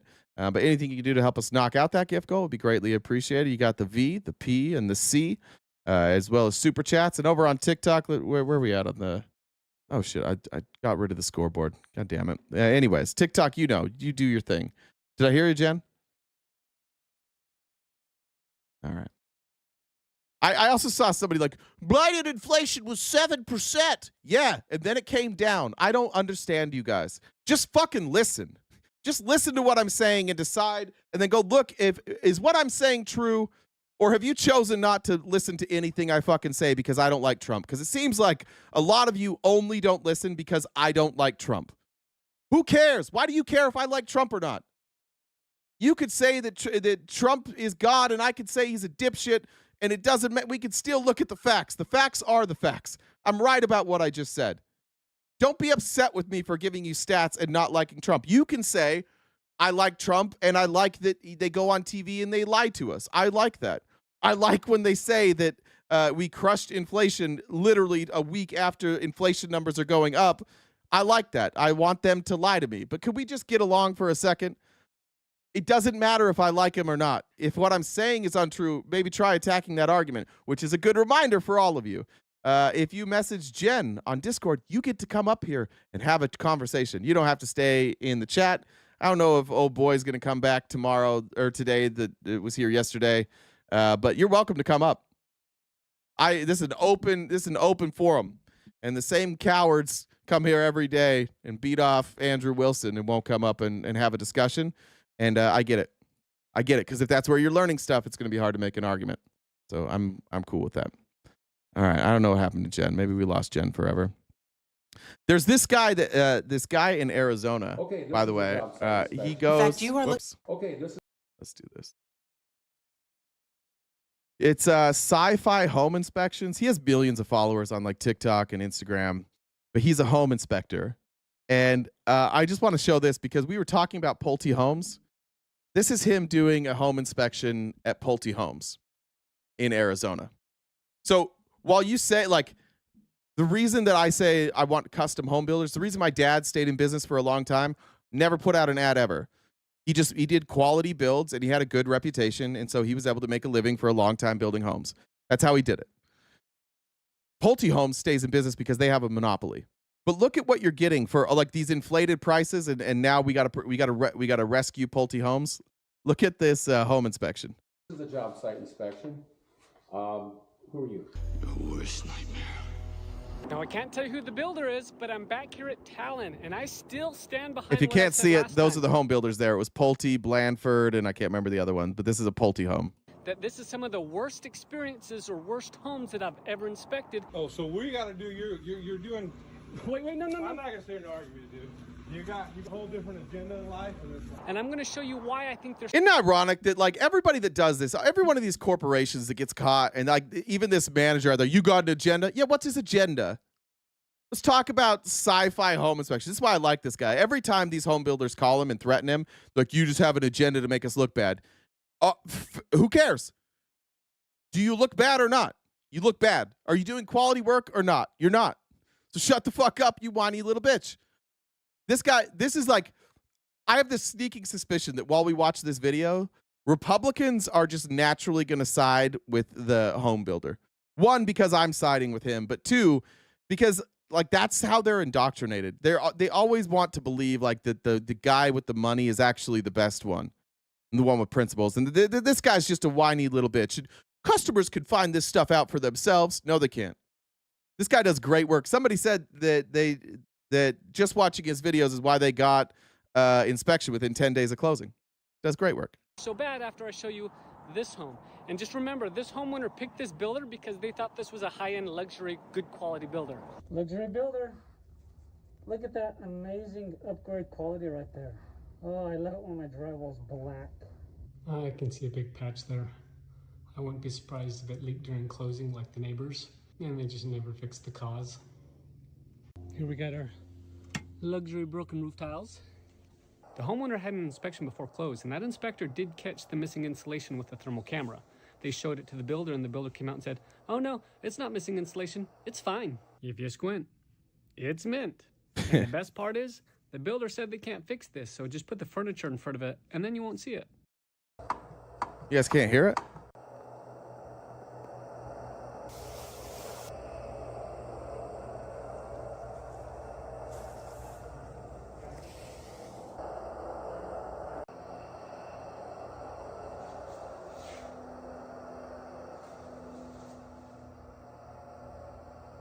At this rate, I'm gonna run out of tape before I get to the front door. Yeah. Oh, all this blue. So that's what you're fighting for. That's what this administration's fighting for. Those people need more money. Fuck those people, man. Fuck them. If you work construction, wouldn't you rather be the contractor? Wouldn't it be nice if you had some freedom? Wouldn't it be nice if you could just work for yourself? You can't because of these massive home builders. And by the way, they're the ones that are like in Arizona. Those are the ones that are hiring all the illegal labor, and then they protect themselves. They allow, like, they go out and they sub out all of their work, and so they're like, oh, I didn't know that this was illegal labor, but I just happened to pay a much smaller amount to these companies than I do the people who are paying like legal labor. These are the people that are luring people across the border with jobs and encouraging illegal labor. In fact, if you come here illegally and you work for one of these companies, you actually don't have an incentive to become legal, because then you'll get fired. Because then they don't want to pay you anymore because they have to pay you more. Right? So these are also the people causing you problems. They're causing your housing to go up. In many cases, they're driving illegal immigration. But then they work for this administration because they're like, hey, dude, I know you're bribable. Let's get this taken care of. Can we just make it easier for us to get access to money? That'll fix it. Band-Aid after Band-Aid after Band-Aid. That's most of what Republican economics is. We started with the conclusion that trickle-down economics is right. And so we'll never go away from that. We're always going to cut taxes. That's our economic theory, is cut taxes. And so that's all they ever do. And they find Band-Aids, but those Band-Aids all become like gaping holes at some point. About every 10 to 15 years, there's a gaping hole in our economy. We're like, oh, fuck. And we have to bail it out, and the debt skyrockets. Like, I think it's now 60-ish% of our debt has come from two tax cuts, the Bush tax cuts and the Trump tax cuts. Both of them will lead to a recession. Like, we're on the verge of one now. We artificially kept it afloat, by the way, with COVID. Like, that stimulus money is what kept it afloat. And now Trump's just saying, I've got to keep it afloat again. And I don't really want to do stimulus. So what can I do? Well, I could take it off my plate, so I'm not blamed for it, by trying to pressure the Fed to give these people cheap money. That's what we can do. We'll offer cheaper money so they can refinance and they can get access more capital, and that'll get me a Band-Aid for hopefully through the midterms. And then after the midterms, whatever. We'll see what happens. We'll just blame, like, the Democrats will win the midterms, and then the economy will crash, and then we'll just blame the Democrats. And our voting base is too stupid to know that all we did is Band-Aid this until we could blame somebody else. So that's all they'll do. That's what they're doing it with Biden right now. They did it with Obama previous to that. They did it with Clinton. It's all you guys do. You continuously fuck up the economy and then just blame somebody else because you'll extend it out long enough. And then, somebody with a brain comes in and they're like, we can't do this. We can't just keep applying Band-Aids. And so we're like, America, you're going to have to feel some pain. We have to fix all the shit Republicans did. And then we fix it and we have massive inflation. And then it comes back down. And right about the time it comes back down and life's steady again, here comes a Republican going, they're taking all your money, guys. Things are good. Why are you still being taxed at a high rate? Things are good now. And you're like, yeah, that's true. I would like more money. Things are good. What am I paying for? And then they go in and they slash your taxes, and then it just fucks it again. Every time. You could just go look at the graphs. This is not that hard. I think that a lot of people think that economics is extremely complicated. It's complicated to predict like exact numbers, but it's not complicated to know how shit works. If we have a lot of debt, we have inflation. How do we get debt? We spend more than we take in. How could we fix that? We could take in more, or we could spend less, or we could do a combination of both. Democrats, historically, will spend less and usually keep tax rates the same, sometimes raise it a little bit. Democrats will do that a little bit. And then as soon as Republicans get back in control, they say, we're going to up the spending and we're going to cut revenues. And they just blow that shit up. It's not complicated. I'm telling you, like, I don't know why they don't ever talk to you like this on TV. Probably because like the Republican Party would end overnight. But this is not complicated. Spend less than you bring in. And you can't do that by just tax cuts alone. You have to cut spending. If you cut spending a ton and cut taxes, but your revenues are more than your spending, you'll be okay. You can look at Biden's projected CBO budget. It would reduce deficit spending by something like 1.4 trillion. Trump's would increase it by 6 trillion. It was a massive. It's very easy to see. Every economist agrees with that. The only people who don't agree with that are actual Republican politicians who say that's not fair. This is their actual argument, by the way. I saw Tom Tillis, it was John Toon on a podcast, and John Toon said this. I was blown away. First of all, who the fuck is this podcast host? A little pushback would be nice. But John Toon said the new Trump tax plan, one big beautiful bill, it doesn't really increase the deficit like they say it does. And the podcast host was like, "Oh, what do you mean by that?" And he said, "Well, look, here's the dirty math that they did. They took the existing tax cuts and they said, if you extend those tax cuts, then it'll increase the budget or the deficit. But we didn't touch that. We were just keeping it the same. What did they want us to do? Like, let those expire? Then Americans would pay more in taxes." And the host is like, "No, that's crazy." No, it's not. It's math. It's just math. They factor in the fucking tax rate to determine how much revenue you're going to bring in, and then they look at your spending and they subtract the tax revenue from the fucking spending. So yeah, if you keep the tax rate the same, you factor that in, you goddamn dipshit, and if you raise it, you'll have more revenue, and you factor that in, you goddamn dipshit. And the podcast host is just like, "Oh, those dirty Democrats, those dirty Democrat economists that are doing fucking math, just basic fucking math." That's their actual argument. I had never heard it stated. When they tell you that the CBO scoring is wrong and that it doesn't increase the deficit, what they mean is it doesn't increase it as much if you factor out the fact that those tax cuts were already there. They're saying like, "Oh no, we're taking the status quo, and then this is the only part that we're responsible for. This part over here." So really, if they're counting the status quo, yeah, bitch, who put the status quo in? You guys. That was the TCJA in 2017. You guys did that. That's your fucking baseline. So yeah, it scores that way. But they're out there trying to tell Republicans, and it works. They're lying. The Democrats are lying to you. They're lying about how much this raises the. In fact, we actually think it's going to bring it down. Oh, okay. And by the way, if it does come down, they'll be like, "Look, it didn't go up as much as they said. The CBO is wrong." We'll be like, "But did it go up? It did go up? Okay, so that's bad." And they don't want to talk about the fact that that's bad. So they're just like, "This is why we don't trust the CBO." Wait, but it went up. It went up. That's bad. You don't want the debt to go up. Yeah, but why aren't we focusing on the real story that the estimate by the CBO was off? Because it doesn't fucking matter. Because all we care about is that it went fucking up, and we want it to go down. And that's how Republicans just talk to you. They just talk to you like you're fucking idiots. You're like, "Yeah, I guess I am. I guess I can't do basic math."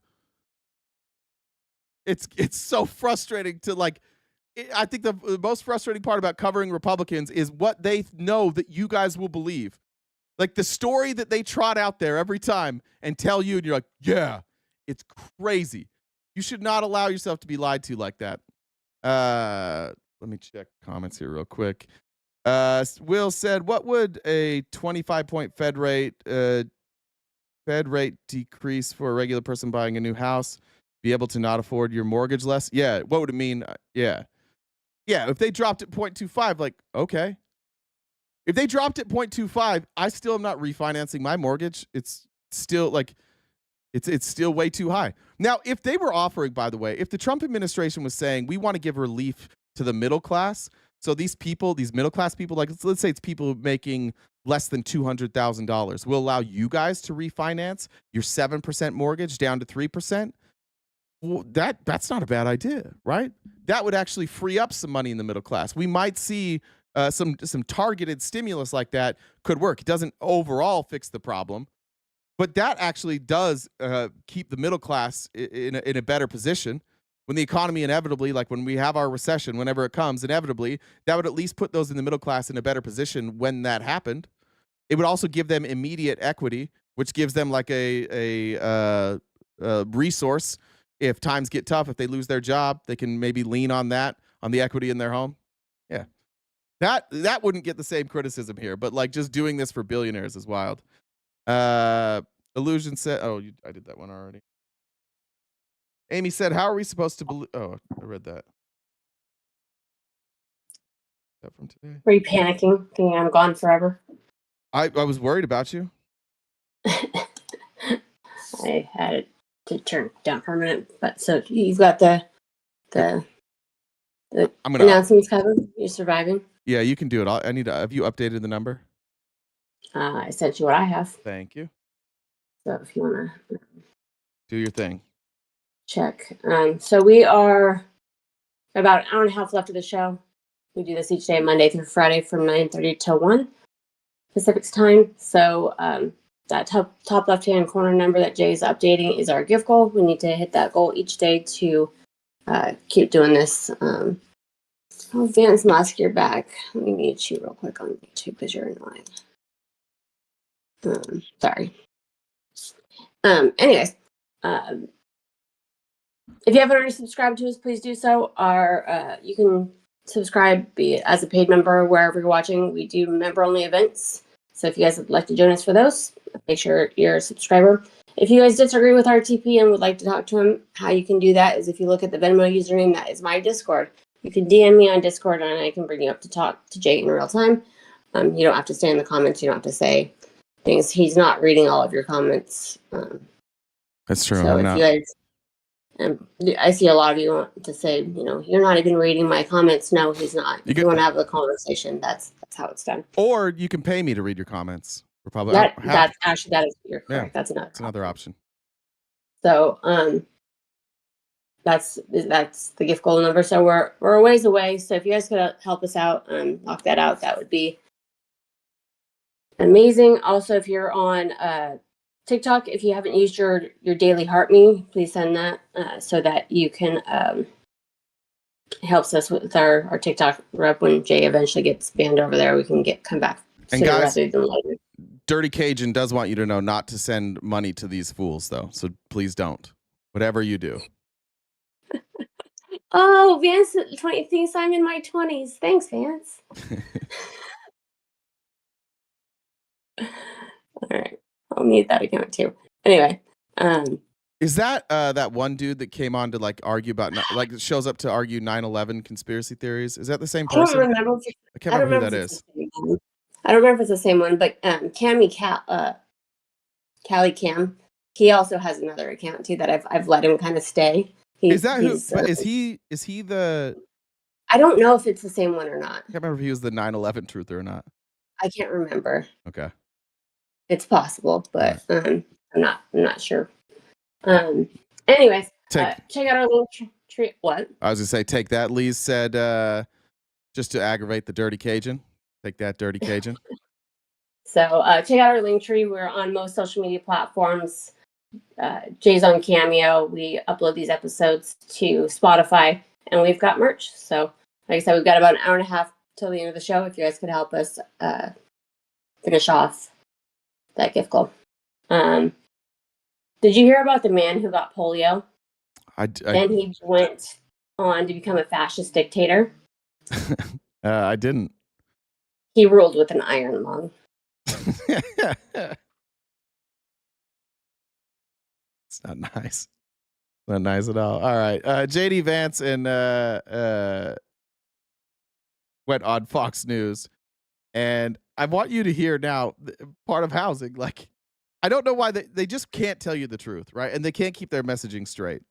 Now, JD Vance, after just seeing Bill Pulte say that the reason that housing in America is struggling is because rates are too high, JD Vance has a different theory here. You've got to stop putting the interests of... Also, Chris and RGZ both want to make Dirty Cajun angry. There you go.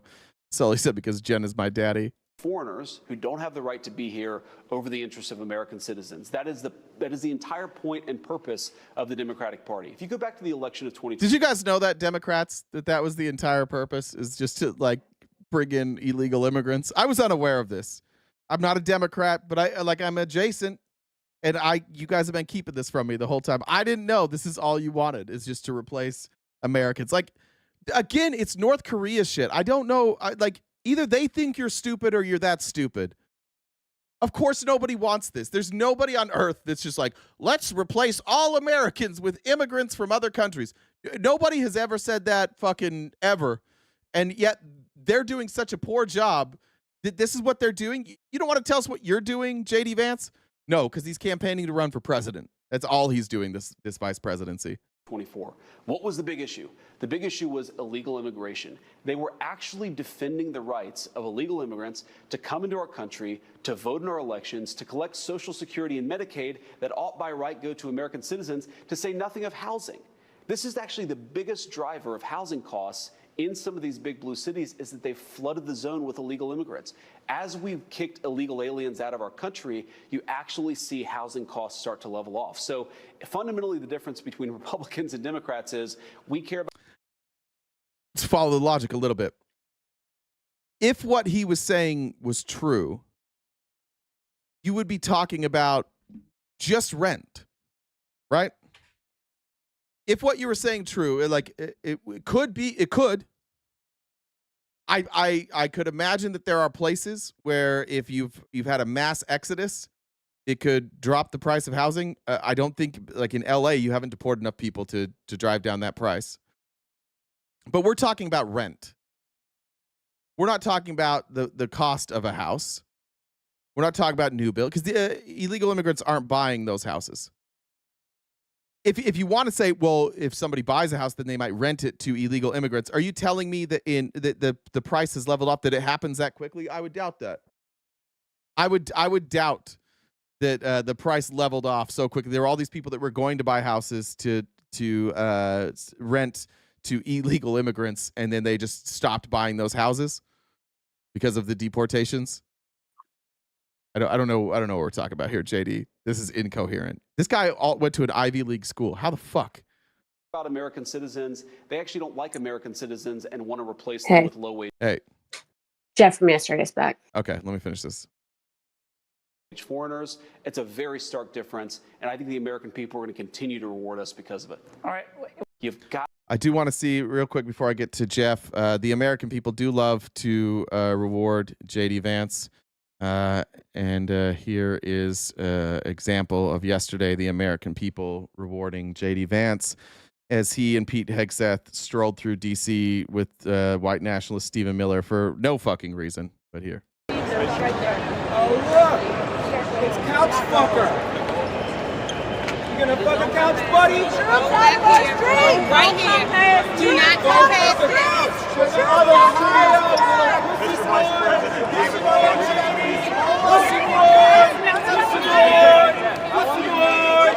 Go fuck the couch! Go fuck the couch, JD Vance! Go fuck the couch! I don't know if that's what he was talking about. He said he was being rewarded by the American people. I'm not 100% sure what he's talking about. Maybe that's it. Maybe he likes being heckled and shamed publicly. For terms of services purposes, we can neither confirm nor deny that JD Vance is indeed a couch fucker. So I just want to be clear on that. I'm not endorsing that message. I don't know for sure. What's up, Jeff? You're muted, Jeff. Maybe want to unmute that. There you go. Yeah, it should be unmuted now. Hey, what's up? Hopefully I sound better today. Got a new headset. Way better. On Ethernet. Way better. Cool. So, know how much you would want to go into we talked about yesterday, but I don't remember what we talked the point about. you just made was about the white nationalist and why it's becoming a problem. Oh, okay. Sure. But in response to the JD clip you just played with saying no one's advocating that, I remembered it was Biden. I said Biden or Schumer. It was Biden. You can probably find this video pretty quickly, but unrelenting stream of immigration, and that's a good thing as white Protestant European stock will be replaced, and that's a good thing. So, I mean, indirectly it has been stated as a policy of at least Biden as to why, immigration is being allowed to happen. I'm unfamiliar with that quote. Let me pull it up. It says social media users have shared an excerpt of a 2015 remarks by Joe Biden and said it's evidence that he presents intentionally opening up U.S. borders. He said, when you hear someone say Biden hasn't intentionally opened... Oh, let's see. Let's get to the actual quote. The video played a clip of Vice President Biden in mid-sentence referring to an unrelenting stream of immigration, nonstop. Biden went on to say, folks like me who are Caucasian of European descent for the first time in 2017 will be an absolute minority in the United States of America, absolute minority. Fewer than 50% of the people in America from then and on will be white, European stock. That's not a bad thing. That's a source of strength. What's wrong with that? I'd say it indirectly states that what J.D. Vance just said is correct. And it looks like that it was taken, that it's clipped. Here's the full thing. Let's see. I can share this. Yeah, I thought it was leaders and religious figures sitting there next to him, but I guess that's 18 minutes. I don't want to watch 18 minutes. Yeah, I don't think that says that they're trying to replace people. I don't think it says what you're saying. I think you're making a leap there. Yeah, like I said, indirectly. No, not indirectly. What he's saying, if you take like in context how Joe Biden has spoke about immigrants, what he's basically saying is like, it's okay. Like, that's a good thing. Diversity is a good thing. He's not saying that we're planning this. He's not saying that we're advocating for this. He's not saying we're trying to replace them. He's just saying that's a good thing. Diversity is good. I think you're taking it really, really out of context. It's a two-part statement, right? So he's saying that Europeans, i.e. white people, European stock, will be less, and that's a good thing. I mean, that's what he said. Yeah, and I think the way that you're, like, the context that you're putting in, I don't think that really jives with everything I've heard Joe Biden say. I think, like, what you're trying to say is that, like, he let it slip that time, that was his real plan? You think Joe Biden's plan was to replace all Caucasian Americans with immigrants? That's the claim you're making? Yeah, he said the quiet part out loud, right? Because that was actually 2015. Actually, I thought it was a little bit later because Mayorkas is sitting there next to him. Yeah, so, I would say that is I'd say that's a hell of a leap you're making. He did it. I know he said it. Yeah, we agree that he said it. The way that you're interpreting it. Hey, brother, listen, I've been real kind to you. Don't just talk over. I think you're making a hell of a leap there, and I don't think that. I think maybe the reason you just keep saying he did it is because, like, that's as far as your explanation can go. What if that's what he meant? What were the policies that he then put in place to make sure that happened? Changing asylum laws would be the number one. What asylum laws did he change? Well, executive order. So, but what asylum laws did he change though? So, you typically, prior to a Biden making, and this can be easily looked, just type in Biden changes asylum laws through executive order. It'll bring up like 20 different. I'm just wondering which ones. Do you know any off the top of your head, or do I have to find all of these answers on Google? You can't give me an example? No, yeah, the main one that's most impactful, I'd say, is the asylum law, as written by Congress, is that you must make an asylum claim in a United States embassy in the country you're in. If that is not feasible because it's too dangerous, then you must make an asylum claim in the next safe country at the asylum. So that's the law. That's the actual law. Executive order was used to change that so that you Wait, can make what's the law? Wait, you're saying what is the law? You're saying the law is that you have to claim asylum in the first country that you come into? You have to make an asylum claim in the embassy, the U.S. embassy in the country you are in, if feasible. And then if that's not feasible, you have to make the asylum claim in the next safe country. So say Venezuela, for example. No U.S. embassy. Go to Colombia, and you have to make an asylum claim at the U.S. embassy in Colombia, and then wait there. I'm unaware of this. I'm unaware of this law that you're talking about. Do you have by chance the statute? I've never heard that this law exists.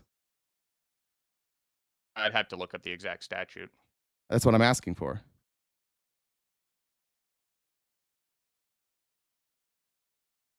It'll take me a second. Find the exact statute. I mean, says just an AI overview says you're generally not obliged to seek asylum in the first country you enter after leaving your country of origin, as is a key protection under the 1951 Refugee Convention. However, some countries have safe third country or first entry agreements, like the U.S. and Canada's agreement. Okay, so let's look at theirs. First entry agreement, United States.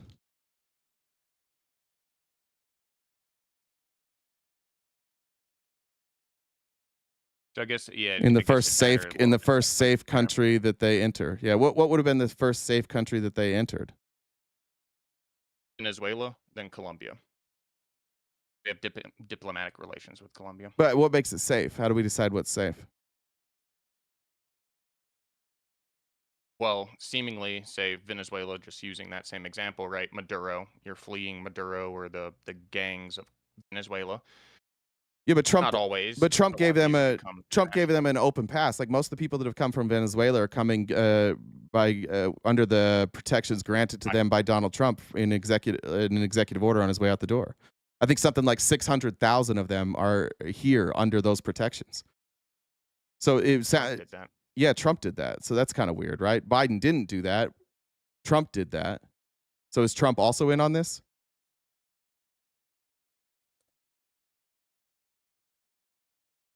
Like executive orders in general because they wait, but see, you're not answering my question. Obviously, let's have a good faith discussion here, because I think what happened right there is you just got stumped and you didn't want to answer that question. So is Trump in on it too?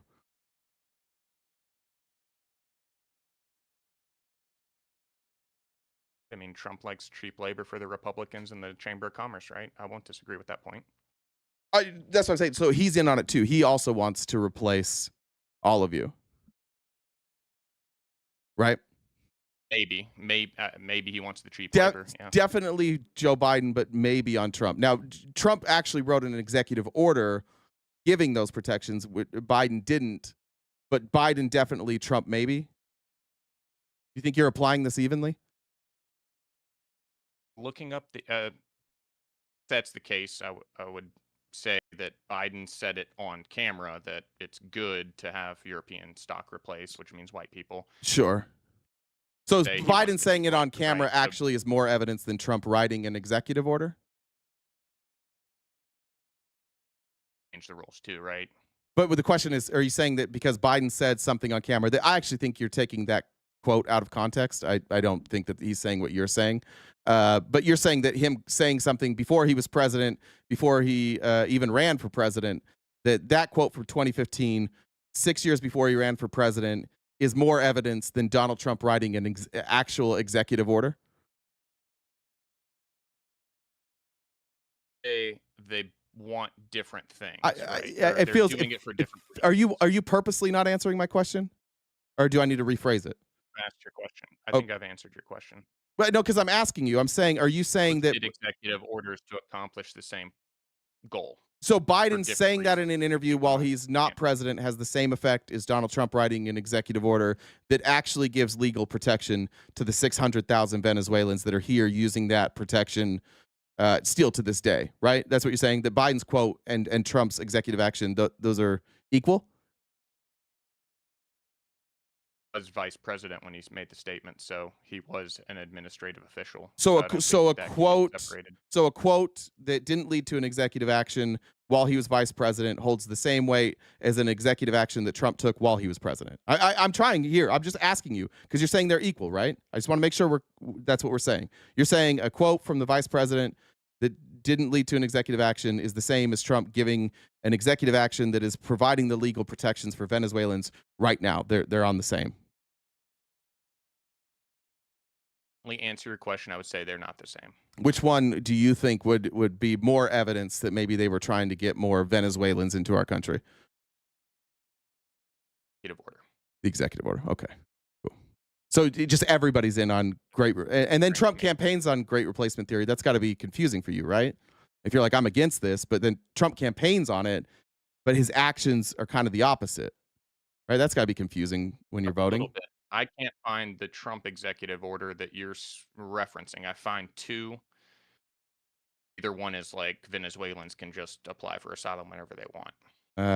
It's TPS is what he gives them. Let's see. Let me find the exact executive order.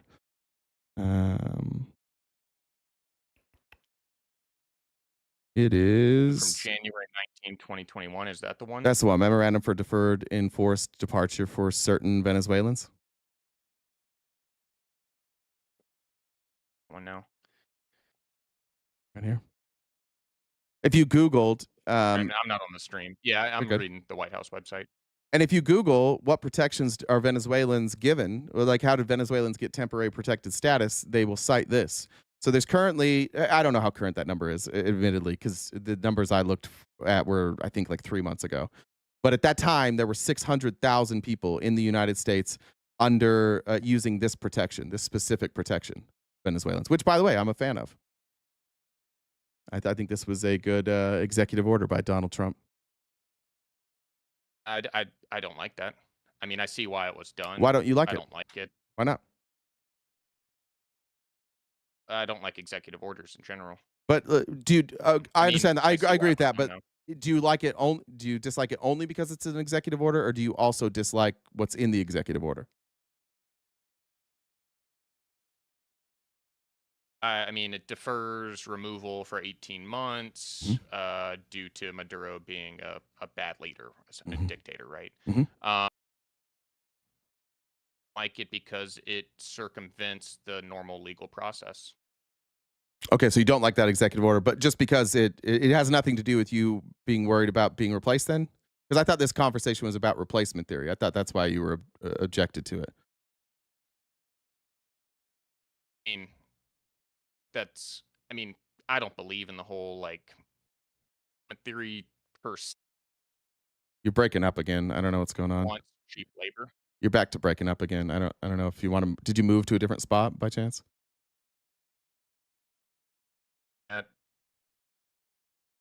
Okay, still. That's better. That's better now. Yeah. I'll try not to move my head. Might be the cord or something. I don't know. Yeah, it sounds great now. I mean, I don't like it because it circumvents the immigration status under the law as passed by Congress, and I think it does drive down wages. Well, these people aren't able to work unless they apply for work permits. So back to Biden, which was handing them out like candy. Biden was handing out work permits like candy. But then if you have a work permit, you're here legally. So why? So are you saying legal labor drives down wages? So Biden allowed for asylum claimants to apply for temporary work visas. Therefore, if you make an asylum claim and it's being heard, how long that may take, then you can work while that claim is being heard. Would you rather the people not work while they're here? Would you rather them just sit here and we have to try and figure out a way to feed them? Least Mexico, at least, if that's the closest safe country, whatever the safest country is. Would you rather us just feed them and not have people work? Back to their country. What's that? If the state government wants to take that on as a cost, then they are more than welcome to, or charities. But but they're here, right? They're here. They're already in the country. and you're saying that they drive down wages, and I'm asking you, like, the other option based on our law was that we would have given them money to survive, right? So why not have people work? We should do either. Okay, so this is about you just don't want people in the country. Yes. Okay, so why don't you just say that? Why the whole rigmarole? Let's get down to brass tacks. Why don't you want Venezuelans in our country? Reasons. I'm asking you. The problem I have with a lot of you guys is that you guys all want to debate, but none of you ever really want to debate what you actually mean. And I think that I think that it's a spineless, cowardice way to live your life. You guys are trying to get people onto your side by lying about what you really believe. So let's just have you say what you really believe. Why don't you want Venezuelans in this country? So. What? Drives down wages. It drives down. Venezuelans drive down wages. Venezuelans drive down wages. What are you citing there? Basic supply and demand economics. But we have 10 million open jobs. We can't jobs. You hire the cheaper person. But we can't fill the jobs we have. We have more than 10 million open jobs, so that doesn't make a ton of sense, does it? Talking about with the home contracting company earlier, whatever that company is. So they hire the contractor. The contractor hires cheaper labor. However, they get that. Illegals. No, but we're talking about. But we're talking. Wait, hold on. No, because we're talking about Venezuelans who are here, legally working legally. So the criticism I had of Pulte Homes is that they are hiring illegal labor, which they can pay under the table for lower than legal wages. What you're talking about right now with these Venezuelans would be legal workers, and they would be paid legal wages. Now, I've never seen a study. In fact, almost all studies say that legal immigration has no impact on wages.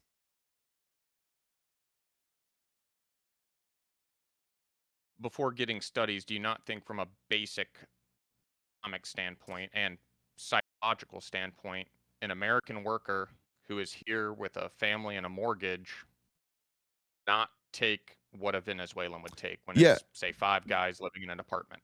To the audience here, like everybody's rolling. The audience here, everybody's rolling their eyes right now because I've been talking about this for weeks now. Is that the flaw in all of your guys' logic on the far right is that you start with the conclusion and you work backwards, which is what you're doing. You're saying, hey, don't cite those studies for me. Why don't you start with the idea that if somebody is here from another country, it must therefore be taking away housing and a job from an American citizen, which therefore will drive down wages. That's not true. By the way, if you had a flood of people and you had less jobs available, that would drive up wages, right? If we were all competing for jobs, that would drive the wages up.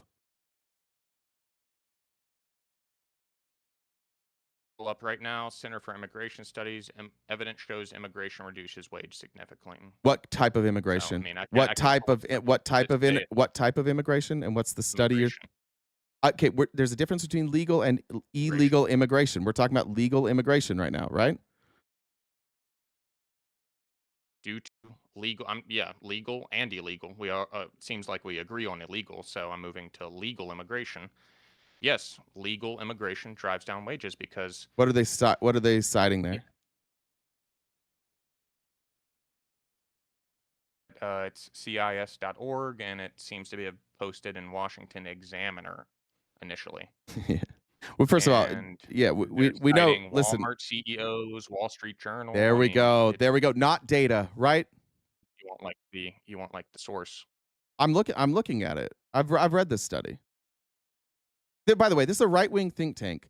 But if you're going to look at a study now, if they're citing people, that's not a good citation. I want to see the data. So let's look at their study. What's the data they're looking at? If we go here, you guys can see. This is literally the Center for Immigration Studies, and they have posted an article from the Washington Examiner. Let's see if the Washington Examiner cites any data here. Due to the border crisis and rebound in illegal immigration, the foreign-born population has increased 3.4 million since President Joe Biden took office. Many of those arriving in the labor force, yada, yada, yada, yada, yada. Former Walmart CEO has complained that the company now has to pay $14 an hour. Sounds like that would be raising wages. I think that's the opposite of what you said. That's kind of a weird quote for them to have in there. The latest immigration advocate to call for more immigration is a professor. Okay. Drawing on research he did for F4.us, he recently wrote that the country needs more immigration to reduce wages. And he's arguing that we need it to reduce wages and stem inflation in high growth cities. Okay. So that's another guy's opinion there. They cite another article. Right? Where's this study that we're looking at here? They literally reposted. It says right here, they reposted a Washington Examiner article. This is an article from a newspaper that they have put on their website claiming that it's evidence of something. What are they citing here? This is what happens when you start with Still looking at that same article. Yeah, this is what happens when you start with the conclusion and work backwards. What you will do is you are now Googling for anything that confirms your opinion, and you're citing it. You obviously hadn't read this. You're just going to Google for any result that backs up what you said. And then what you wind up showing me here is a newspaper article that floats, first of all, saying that Walmart is complaining that it's driving wages up, and that another guy says that it's driving wages down. So there's two conflicting opinions in this article. But that's the problem is you started with the conclusion. What you should look at is you should look at wages, and you should look at immigration. You should look at crime and immigration. For example, if you were going to have the belief that immigrants cause more crime, then naturally the more immigrants that come into this country, the higher the crime rate would go, right? Because they commit crimes at a higher rate. But we see massive immigration and we see crime go down. How did that happen? Maybe, just maybe, immigrants don't cause crime to go up. But if you start with that logic that immigrants cause crime to go up, and you Google and you look for things that confirm, you're going to wind up with a bunch of articles like this. Everything the alt-right tells you is a lie, because they're just whiny little bitches that don't really want to ever have to admit that maybe life isn't going that well because people don't like them that much. So we're going to blame immigrants. I didn't have any studies pulled up here beforehand, but Brookings. Okay. I'll read directly from this one. But while immigration improves living standards on average, so the GDP goes up, we all know that, economic literature is divided about whether immigration reduces wages for certain groups workers. And then it goes on to say, looking at the graph above, which they're pulling theirs from source 2008 Tavion Perry, says low wage, which I'm arguing, low wage goes down. And even for college graduates, it drops. So, What's the name of the study so I can pull it up? Immigration and the macroeconomy after 2024? Is that what it is? What immigration means for U.S. employment and wages. It's from 2012, Brookings. Oh, that's pretty up to date. That will literally not factor in anything that just happened in the last 14 Economic years. standards don't apply from... Well, not necessarily, right? Just because something happened once, and I'll look at what they have pulled up here. This is the effect of immigration on wages of U.S.-born workers. And they're citing the share of U.S.-born population 25. So they're just looking at share of U.S.-born workplace. This chart is just the share of U.S.-born workplace and the percentage of wages. Red is what I'm looking at. This is a study of wages from 1990 to 2006. And it says it reduced, while immigration improves living standards on average, the economic literature is divided about whether that's the part you read. This research shown by the blue bars in the chart above implies that the influx of immigrant workers from 1990 to 2006 reduced wage. That's not what this implies. That doesn't imply that immigrants caused this. This just shows that wages. There is no causation here. This shows this is just right-wing fear-mongering bullshit. You're telling me that this data right here shows conclusively that immigrants lower wages? Even what they're saying here, they're like people are That's what it's claiming, yes. It's not what it's claiming. This wages of U.S.-born workers and immigration blue is down. Hold on, red is hold up. on. You're reading. This is a problem with the way that you research. That heading doesn't mean a fucking thing. You could write anything up there. You could write, it doesn't matter. You can write whatever conclusion you want. We have to look at what it's actually showing us. So on the left, you see that this is the percentage change in wages, right? And then at the bottom, that is your education level, right?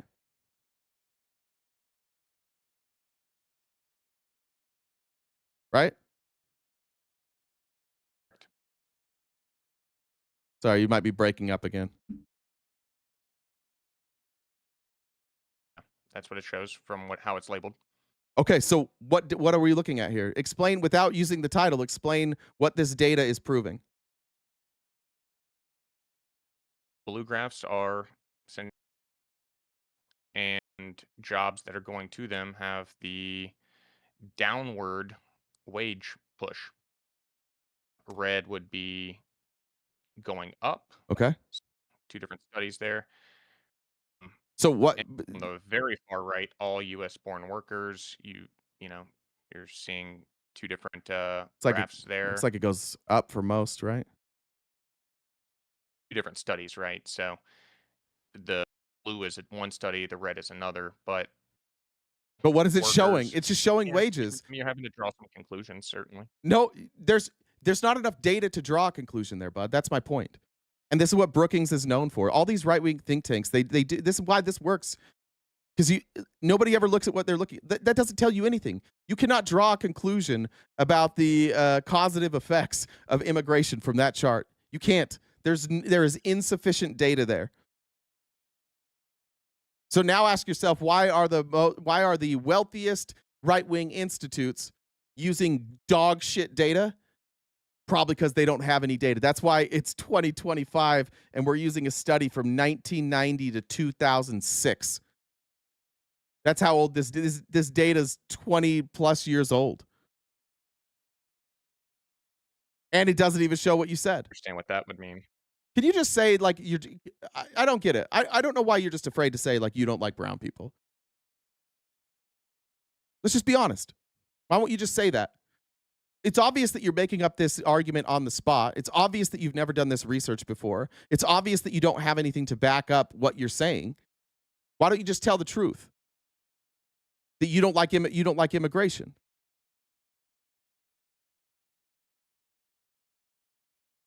But yeah, I've already said I don't like immigration. Okay, so let's talk white people or brown people. So let's talk about why you don't like immigrants then. Stop making up bullshit arguments. Why don't you like immigrants?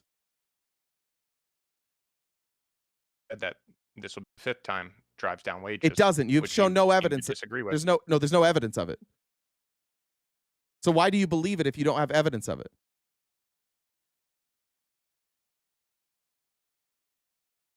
Am I still there? Yeah, you're still here. Why do you believe something if there's no evidence of it? How did you come to that belief? I've given you my answer.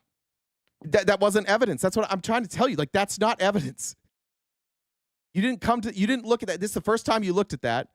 It doesn't prove what you said. So now I'm wondering why you still have the belief if the evidence doesn't line up with your belief. Why wouldn't you right now just abandon your belief? Why wouldn't you say right now, you know what? I only believed it because of this evidence, and now that I can't prove that there's evidence, maybe I don't believe that, and I should revisit my thought process. That's what an honest person would do. But if your problem is actually that you just don't like immigrants, then that would make more sense as to why you're doubling down on incomplete data. Otherwise, you're just admitting, like, I form opinions based on data that doesn't prove anything. Like, you're just kind of saying, like, I'm dumb, and I don't think that's the case with you. I don't think you're actually dumb. I think that you don't want to say why you really don't like immigrants.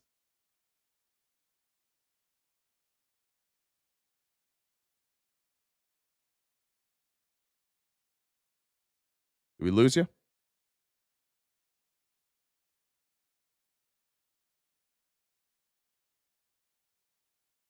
Yeah, we might have lost him. Oh, you're just muted, dude. It just shows that you're muted. You muting on purpose?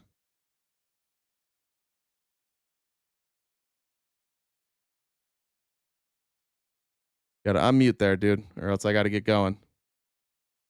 I might fake a mute too. I don't know if he's faking the mute or not, but that might be what I did too. Oh, and he's gone.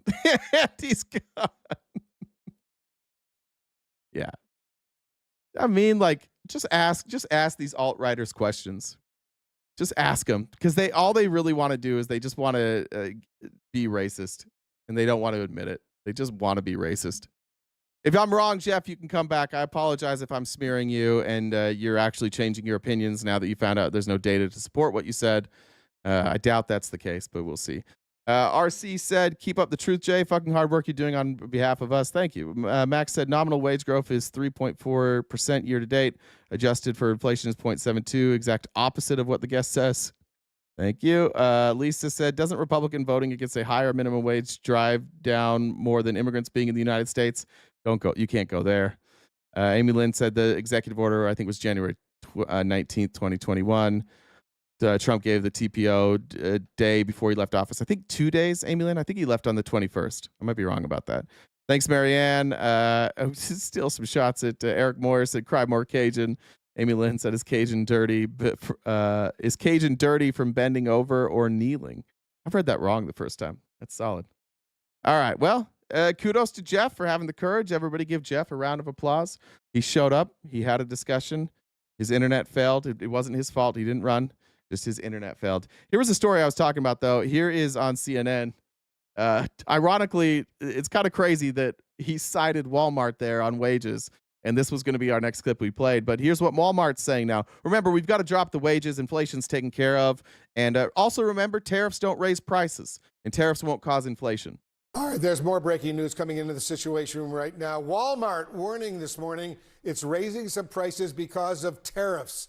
This comes with the company just releasing a new report about its outlook for the rest of the year. I want to go live right now to CNN business and politics correspondent Vanessa. For the record, the way that Wolf Blitzer announced that is a little dishonest. He said they're saying they are raising prices.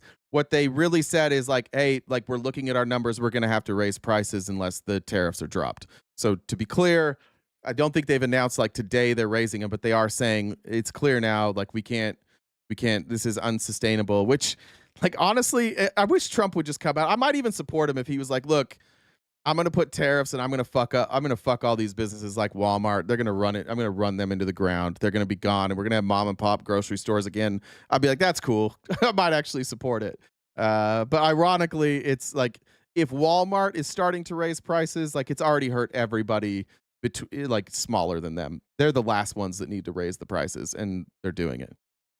No, I wouldn't support him. I'm just saying I would support, like, at least there would be a reason for it, right? Like, there's not even a reason for any of this shit. They're just like, we're just going to do tariffs. Why? Because we're just going to do it. Because Trump said it would work. And so now we all just have to fucking do it. Because he said it would work. And he didn't know that tariffs were a tax paid by Americans. And nobody can get that through his dumb fucking head. So we're just going to keep doing it because we're all afraid of him. He is the cult leader. And that seems to be the reasoning. I've yet to hear a single person, including Howard Lutnick, including Scott Bessent. Who's that other guy? What's his name? Who is the other guy that they trot out there? I like the way he speaks. Not one of them has been able to explain how tariffs aren't going to be inflationary and how they're going to work. They just keep pointing to like billions. And then Trump is like, billions doesn't sound big enough. We got to say trillions. And so they're like, we've taken in billions in tax revenue. And then Trump's like, even trillions from other countries. And everybody in the room who knows, one, we didn't take in trillions. And two, it didn't come from other countries, just sits there like the cowards that they all are. We're not really allowed to disagree with him. So we're just going to sit here.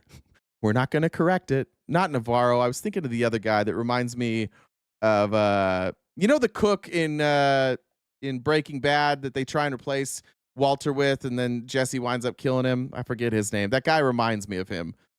I don't know if this is helping you at all. Does anybody have a name there? It's not Peter Navarro. Peter Navarro is just a dumb criminal. He'll say anything. I don't remember.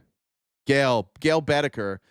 But now you guys got to figure out who I'm talking about. He reminds me of Gail Bedecker, but he's the other guy that they trot out there. Look for it. Anyways. Vanessa Yurkevich in New York. Vanessa, you were on that call. What more can you tell us? Wolf, America's largest retailer, largest employer, and really a bellwether for the U.S. economy, posted strong sales growth in the second quarter. But that sucks that Walmart's a bellwether for our economy. Definitely definitely face some headwinds from tariffs. And we saw that profits in the second quarter did not meet Wall Street's expectations. And that's actually why you see Walmart's stock down right now about 4.5%.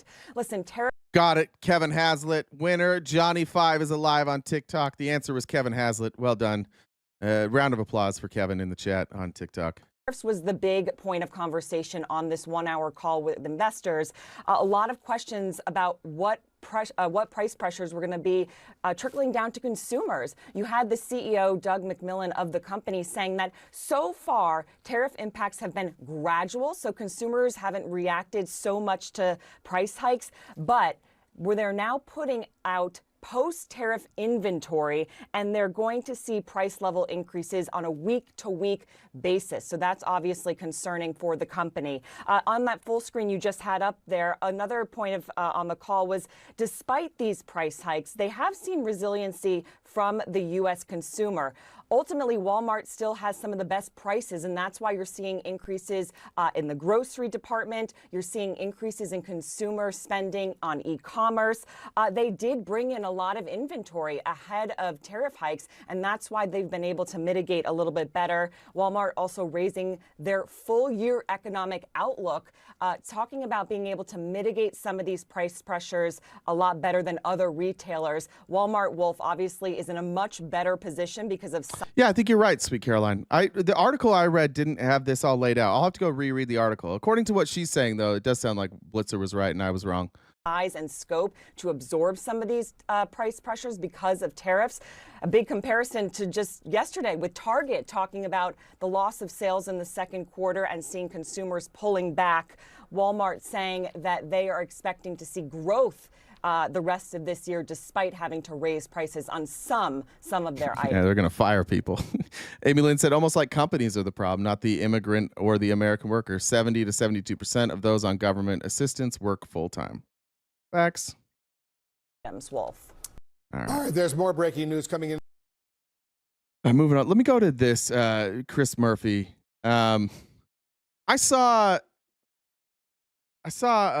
yesterday Logic and Liberty posted something that was like, hey, Dems, you're going to love this. I'm going to criticize Republicans. And one of the things she basically said, it was good advice to Republicans that they need to put in like single issue bills. And one of the things that she advocated for that I don't know why Republicans, you have to stop pretending that this is ever going to happen. There's the bills that are about insider trading and about profiting from your office. And they want those bills to be passed like general Republicans do. If you pass it, by the way, if they pass it, I promise you there will be a carve out for the president. There will be either specifically for the executive branch or for the president himself. But like you can't do insider trading stuff right now. That's all Trump is doing.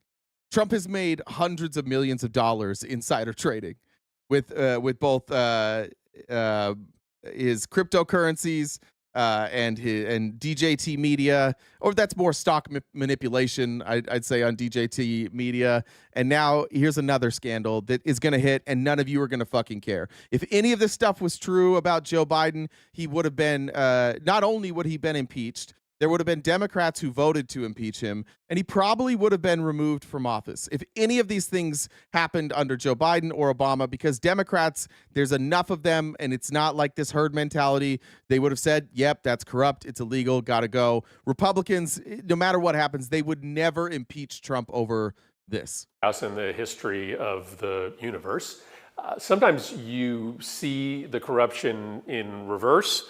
Sometimes you see it in real time. Sometimes you see the corruption before it happens. And let me explain to you a corruption story that is in process. So you know the Department of Defense is going to be making tons of drones and buying a lot of drones in the coming decade. We've seen how lethal and effective they are in warfare in Ukraine. And so it won't shock you to find out that the Trump family has decided to get into the business of building drones. Specifically, Donald Trump Jr. just went on the advisory board of a very small drone company called Unusual Machines based out of Florida. And as soon as he went on the board, guess what happened? The stock price of this company doubled like overnight. Because, you know, in this environment, in this White House, everybody knows when the fix is about to be in. And so as the Department of Defense starts to ramp up the amount of money that it's going to be spending on drones, don't be shocked or surprised when a very small drone manufacturer out of Florida called Unusual Machines starts to win bids. Probably like a drone, they'll paint. It'll be like a painting drone, and they'll go paint the wall black. This is what's going on in this administration. They're just scooping up federal resources and federal contracts and delivering them to their friends, to their political allies, and often just to their family members. Sometimes you don't learn about it until after it's happened, but sometimes you see it coming. And I'm just telling you, we all see this one coming. Unusual Machines, a small company out of Florida, I think is pretty soon going to be in the big business of federal drone contracts. There was also, he didn't get to it, but let me see if I can find this. Trump, they just relaxed like the rules around drones. Let me see if I can find this. Drone rules. It was like, there used to be a rule, I think, or a law where you had to keep the drone within line of sight. I think this is the one. Yeah. Recent Trump administration proposals aim to streamline drone operations in the U.S. by reducing the need for waivers for flights beyond visual line of sight, particularly for applications like package delivery, infrastructure inspections, and surveying. Like they're just going to let the drones crash into each other.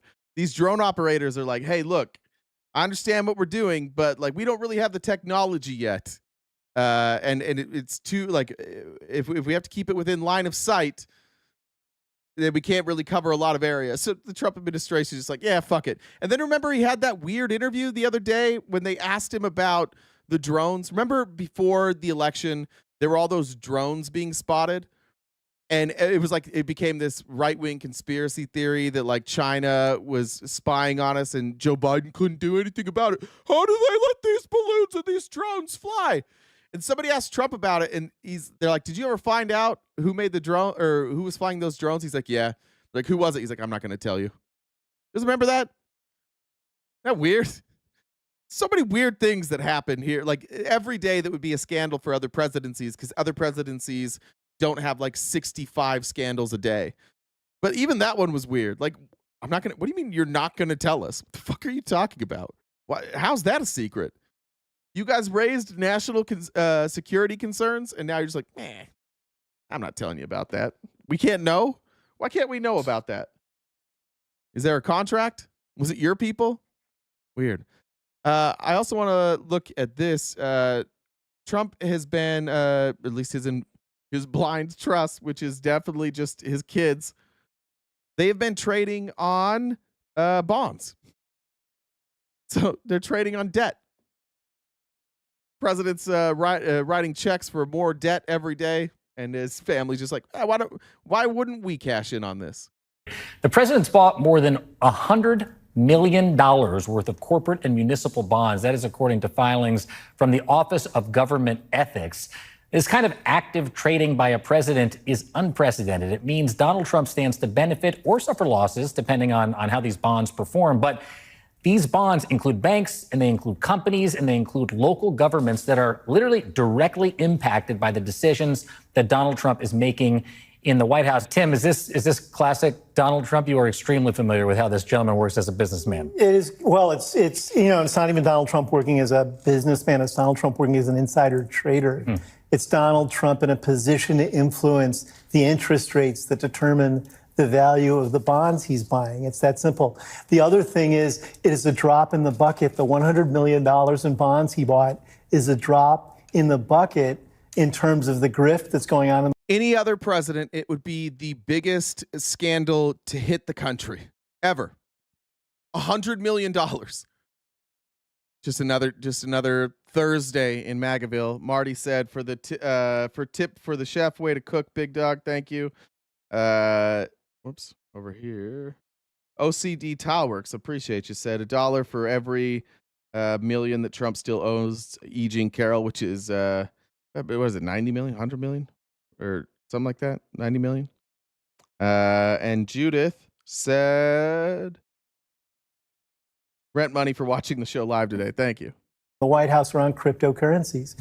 His net worth, I think, jumped by more than $2.5 billion based on paper but it's on cryptocurrency assets he holds at a time when his family had absolutely no experience in the business before he became president.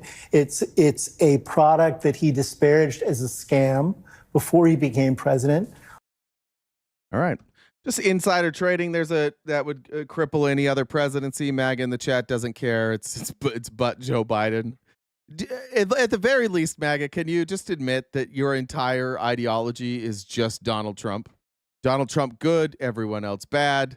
No matter what he does, doesn't fucking matter. The problem that you're going to have going forward after he dies is that everybody's going to know that you're hypocrites, and they're going to hold your feet to the fire, and you guys won't be unified anymore. Because the unifying figure, the unifying talking points that come down, they won't be unified anymore. It's going to get real fucking confusing for you. You've had a nice run of 10 years where none of you have been required to have a single thought of your own. And when that comes crashing down, that gets really confusing. I know when I left a cult, my whole life was very confusing for a while. Like everything. You don't realize how much it has influenced every one of your actions. And it has conditioned all of you to not know anything, to just trust a guy. And when he dies, everybody's going to scramble for that power, and there's going to be all these conflicting voices, and it's going to be real fucking confusing for you guys. You're going to have to learn to read again. You're going to have to learn to research, and where you're going to go to research, because he's told you every person out there that doesn't love him is a liar. So then it'll be like you'll all flood to Newsmax and OAN, but even on Newsmax and OAN, it's not going to be a unified voice. It's going to be devastating. You're going to have all these new factions. It's going to be tough. You left one to join. I did not join MAGA. Thank you. I don't even take it. Like, I honestly, this is the part of you guys that's crazy, and this is what everybody does. This is what Andrew Wilson said when he said, like, is all organized religion a cult? Yes. Are some worse than others? Yes. Right? There are cults, and then there are powerful cults, and then there are dangerous cults. There are cults that do good. There are cults that don't hurt anybody. Being in a cult in and of itself isn't a bad thing. But what the cult that you guys are in is sick. It stifles thought. It stifles differing opinions. It requires strict adherence to the teachings of one person.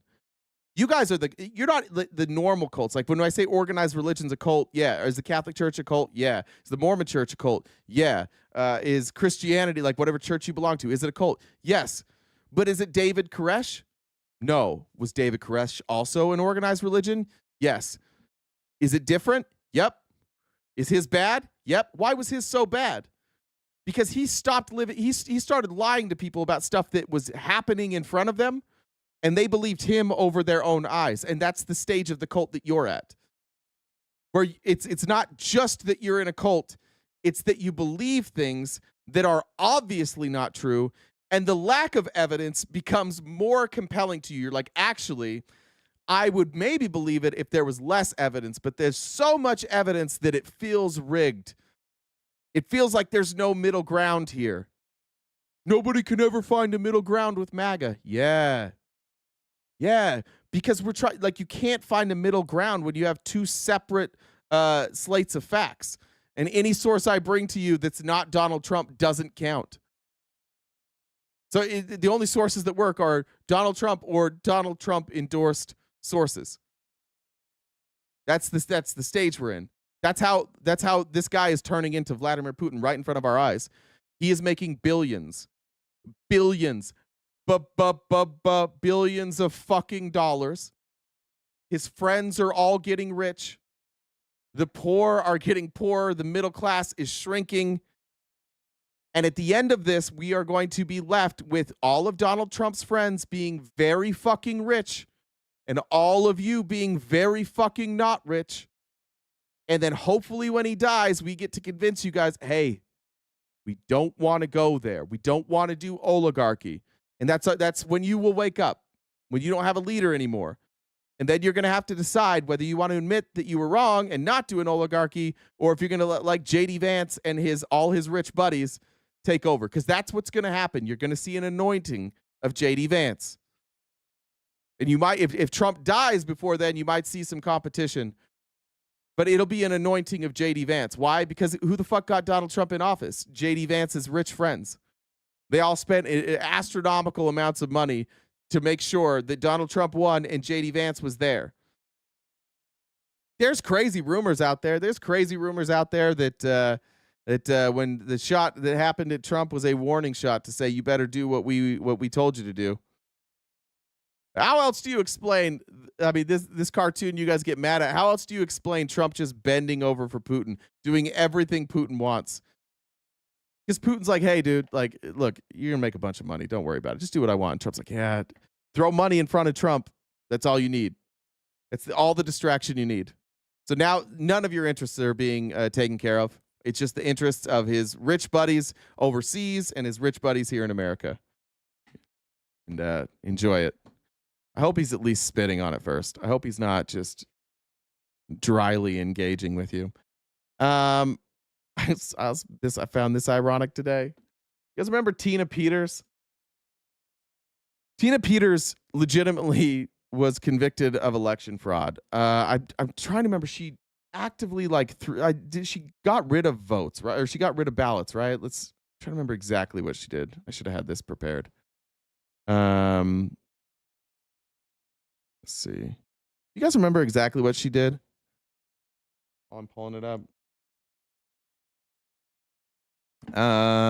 She was suspended, convicted of criminal charges related to efforts to overthrow the 2020 election, predicated on conspiracy theories. What did she actually do?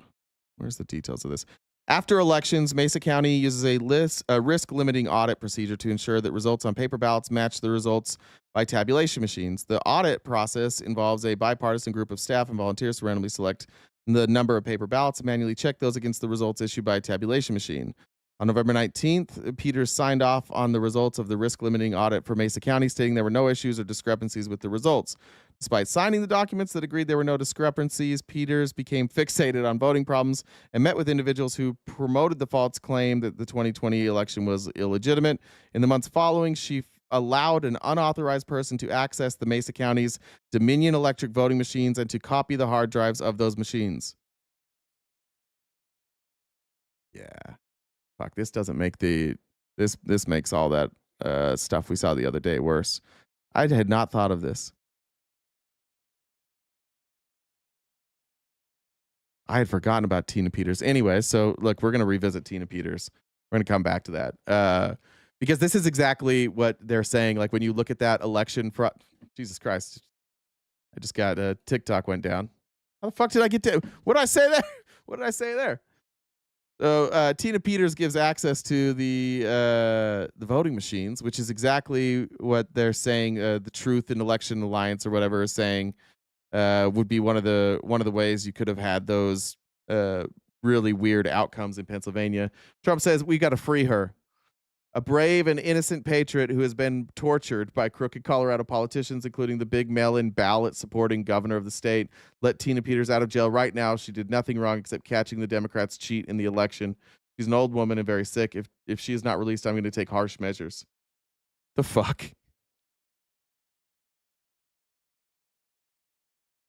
She broke the law, dude. What are we doing, MAGA?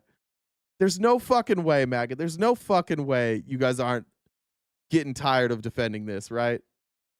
There's no fucking way. She broke the law. Judge called her a charlatan. Oh, no! Oh, let her out! Did the judge call her a charlatan? Let's see what he said in the sentencing. Here it is. That's 22 minutes. I don't want to watch it. Who cares? This is your brain on CNN? Bitch, this is your fucking brain in court. God damn, you guys are dumb. I don't know what the fuck to do with this. I'm sorry. I'm going to freak out. That was an overreaction. What the fuck, man? What the fuck? How are you typing that? This person broke the law, went to jail, and you're like, oh, CNN. Because Trump tweeted, you didn't know her name yesterday, and today you're like, CNN talking points. You guys are so far beyond fucking broken. It's embarrassing.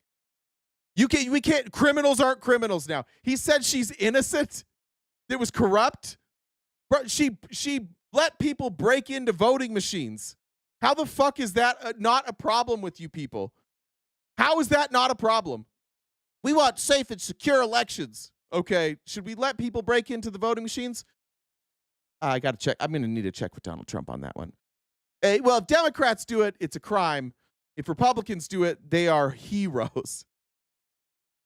You guys have lost it. It's so exhausting talking to you dipshits every fucking day. How do you come back every day with the same shitty opinion? No, there's nothing to see here. Just, no, she's totally innocent. No, it's a $2.6 billion he's made off the presidency. Who cares? He's investing in companies and then giving them secure contracts. Who cares? Who cares about, inflation's going up, but they said it's zero. Who cares? It's like, there's nothing. He could just be he could be holding your head down while kicking you in the dick. And he'd be like, I hate Joe Biden for dick kicking me right now. Because he'd be like, this is Joe Biden. This is Joe Biden. This is Joe Biden. This is Joe Biden. And then we'd be like, hey, bro, that's Trump. And you'd be like, yeah, right. Probably heard that from CNN. Probably learned that after getting your 5th booster. Say some dumb shit like that while he's just drop kicking you in the testicles repeatedly. What the fuck are we doing here? Even some people, they're kind of getting close. Some people are kind of getting close, but not Tucker Carlson.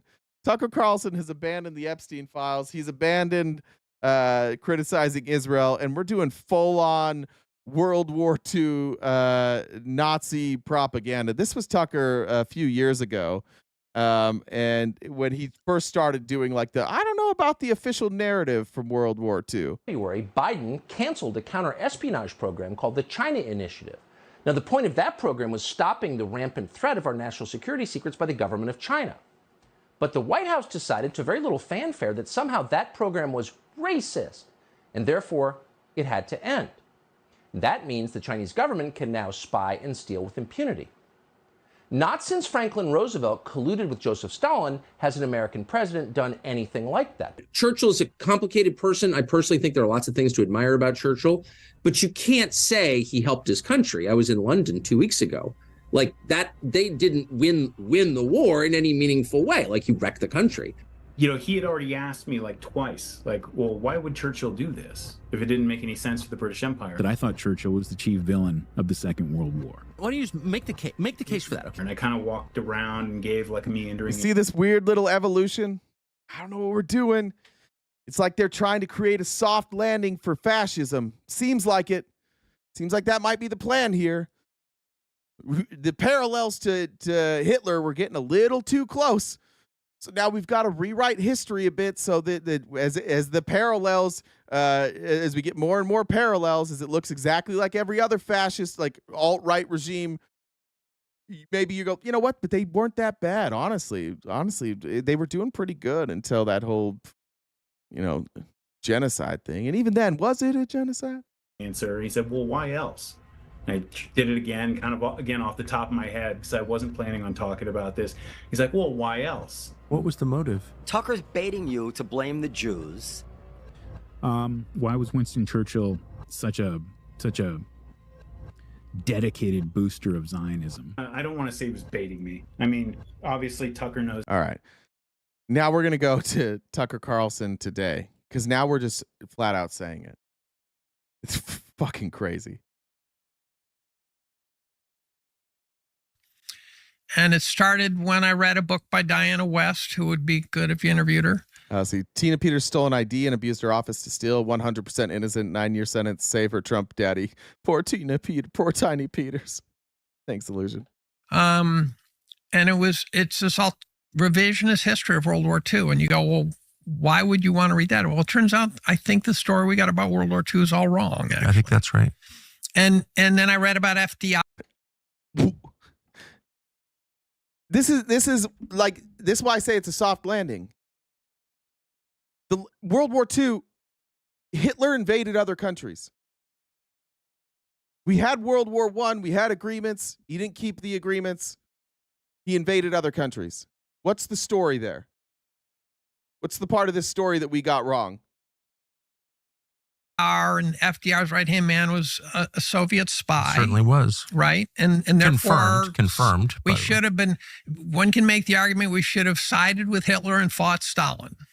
Patton said that. So, and maybe there wouldn't have been a Holocaust, right? But yeah, one thing about Patton is he was fucking good at killing people. He was also a psychopath, which is all people who are good at killing people. He's a psycho. We're quoting Patton. We're at the stage now where Patton is the source that we're using. I also don't know. Are we talking about Harry Hopkins? Is that who they're talking about? That was the Soviet spy? I think that's who they're talking about. He was a presidential advisor. I don't know if he was really his right-hand man, but he was one of the architects of the New Deal. I can't remember what the story was. He does have some sort of connection to Russia. Can't remember what it was. Yeah. We literally have Russian spies inside the GOP that we know of. They pay your content creators. Russia is infiltrated the entire GOP, and we're like, can you believe that? Can you believe that? But Stalin was awful by any metric, and we weren't his ally. We were for World War II. We were. The story is that there were a few missing American soldiers at the end of World War II in Russian territory. No. Like 15 to 20,000 were missing, and we left them there. And then you read about Pearl Harbor. We all sort of know the Pearl Harbor stories now, what we were told. But I dug into that, and you find out we knew to the morning that Pearl Harbor was going to get attacked. Stalin knew it was going to be attacked. He wanted us to take the Japanese off his flank. Yeah, we're talking about the 1940s, right? It's not like communication happened quickly. All of this, I don't want to play too much of this because it's revisionist history, but like this is what we're doing now on the right. Like we're so far removed from reality that Tucker Carlson, when he does content that is fact-based, it bores the conservatives. Everything has to be a conspiracy theory now. So now, like, rather than address the obvious fascism that's happening right now, we're just going to go, like, Tucker's like, you know what we ought to do? We ought to rethink World War II. Maybe Hitler wasn't that bad of a guy. It's not like there weren't Americans in the United States saying that at the time. They were conservatives. It was the America First Party. It was the same political ideology that led Americans in the 30s and 40s to support the Nazis and create their own Nazi party is the exact same ideology of the MAGA movement now. You guys can say whatever the fuck you want about, like, you wouldn't have done a genocide. That's fair. I'm not saying that you guys would have done a genocide on the Jewish people. So before you get all upset, just hear me out. There were American Nazis in America who did not participate in the genocide. They just agreed with the ideology of the Nazi party. And basically the ideology is we're good. We don't need immigrants. Immigrants ruin everything. Jewish people ruin everything. It needs to be American, white, European Americans first. How's that different than the one guy we had brave enough to come on the show today? American Nazis are alive and well, and American Nazis didn't participate in the Holocaust, but they're the same people, it's the same ideology, and it exists right now, and it exists in the White House. This is the American Nazi Party. Who knows how far they'll go? For me personally, I would still not like the Nazis had they not done the Holocaust. Just like I wouldn't like the fascisti from Italy had even though they didn't do that, right? Like they were on the side. Let's say no World War II had ever broken out. I still don't like it. It's still bad. Your ideology and the fascisti and the Nazi Germany, there is very little difference. In fact, one of the things that you guys love to say is that they were socialists, right? So the Nazis were socialists, so socialists bad. And when you say that the Nazis were socialists, what you're, of course, referring to is are the things that they did economically, which would be bringing in massive businesses and nationalizing them to an extent, taking a national share in their business. So the businesses now were like co-run with the government. And the other thing they did is they brought in the church. And so you had this three-headed monster where you had the religious ideology, the political ideology, and commerce.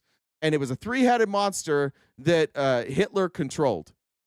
And now we have Donald Trump, who is the unifying figure, the only voice that matters on the right.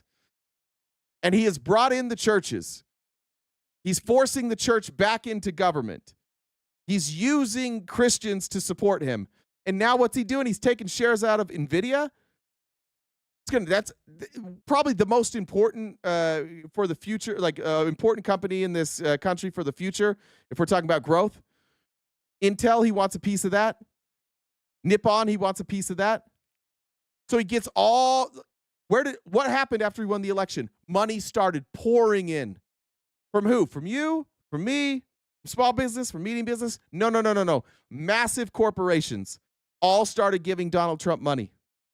And he brings them up on stage with him. He had him there at the inauguration. Who sat behind him at the inauguration? The wealthiest Americans, the religious leaders, and the politicians who were loyal to him. There is zero difference between what Hitler did to consolidate power and Trump.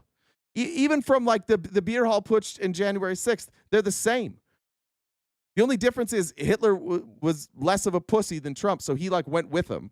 He marched with him. Trump's like, well, I'm going to go sit in my office.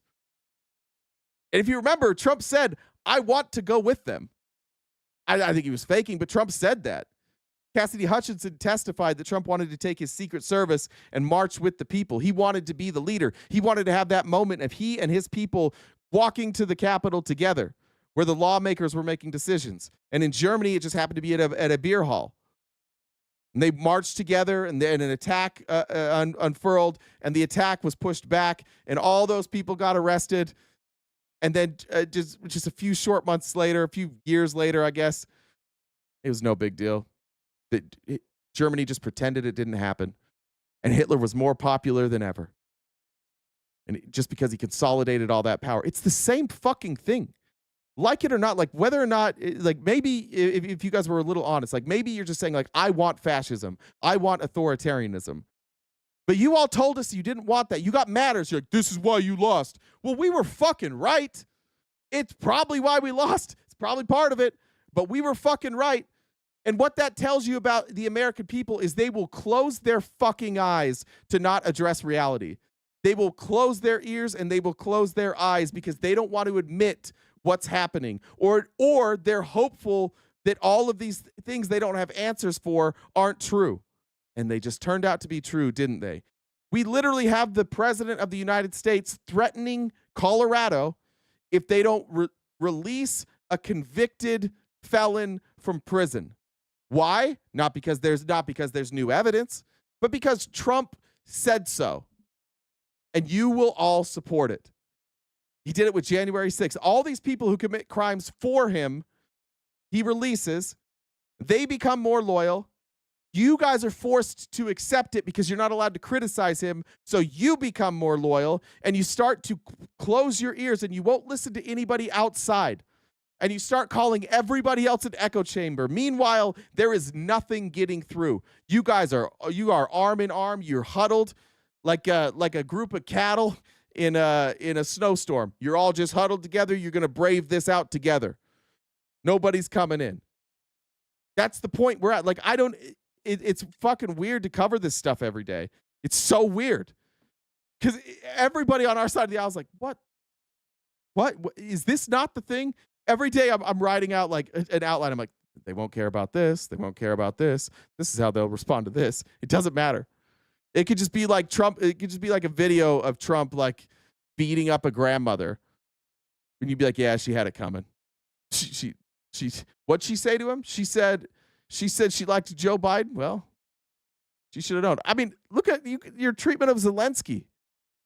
Why didn't Zelensky come in and kiss his ass? He wore a t-shirt. A fucking scumbag. You guys were angry about that. You were angry about a guy wearing a t-shirt. It was the headline of Fox News every day. You know why it was the headline? Because you guys are all just pretending this isn't happening. You're all trying to figure out ways right now to be the victim. And then all the stuff Trump promised that it was going to be better for everybody, it's not. It's better for Fox News, so they're going to tell you everything's better for you. All right, let me go on. Joe Rogan got close. He was real close. Guys, we're going to give Joe Rogan a D- here because Joe Rogan got so close to figuring this out. testified under oath that wealthy businessmen were plotting to create a fascist veterans organization with him as its leader and use it as a coup d'etat. He's talking about there was a coup attempt to overthrow Roosevelt in the 1930s. To overthrow Roosevelt. In 1934, Butler testified under oath before the United States House of Representatives Special Committee on Un-American Activities on these revelations. Although no one was prosecuted, the Congressional Committee no one was prosecuted. Yeah. We'd add another one later. He's so close. You would think that that might put you in jail. You're trying to overthrow the fucking government. It's kind of crazy. No one was prosecuted, although no one was prosecuted. Naturally, he's going to be like, oh, like in January 6th when they tried to overthrow it and people got prosecuted. Naturally, that's where he's going to go. Congressional Committee final report said there's no question these attempts were discussed, were planned, and might have been placed in execution when and if the financial backers deemed it expedient. You know, it's funny that no one was prosecuted, but if you did insider trading, you go straight to the pokey. Martha Stewart. Martha Stewart. He was so close. He was so close to January 6th. And then he's like, Martha Stewart. He got so close. Guys, just a reminder, we are crowdfunded. Jen wants me to do the last announcements. We got like 15 minutes left. We're pretty close on that gift goal. If you can help us knock it out, that'd be great. Christina said, I feel like that most of the negative comments are meant more for your like-minded viewers than for you.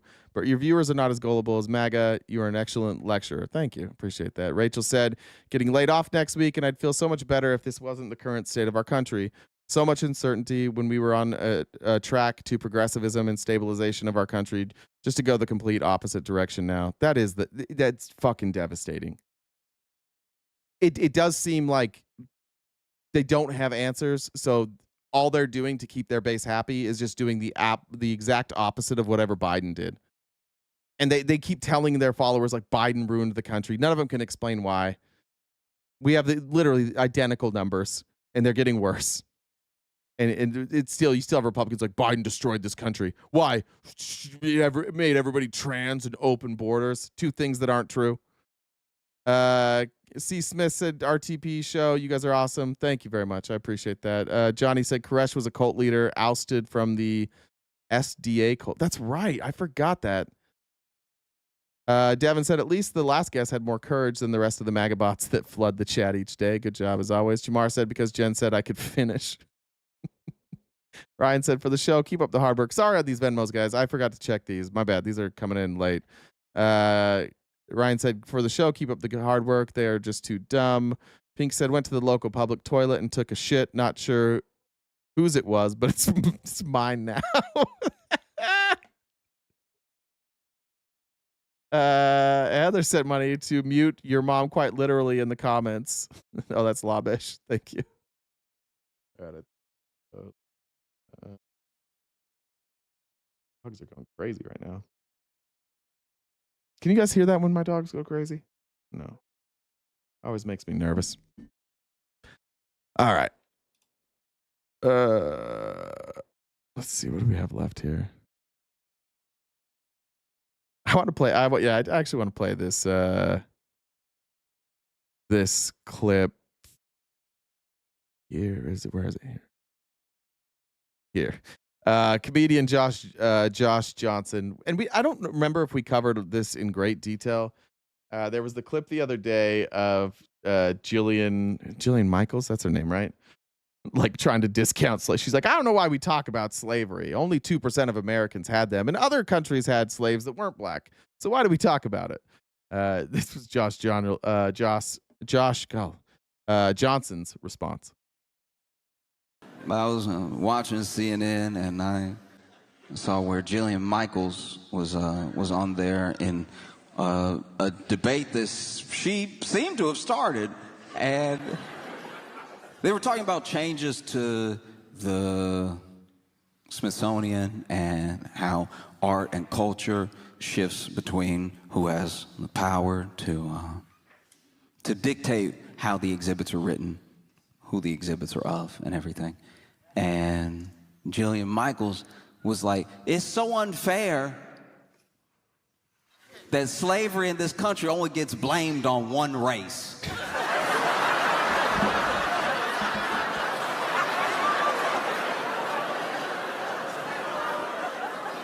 Look, as outrageous as that is genuinely funny.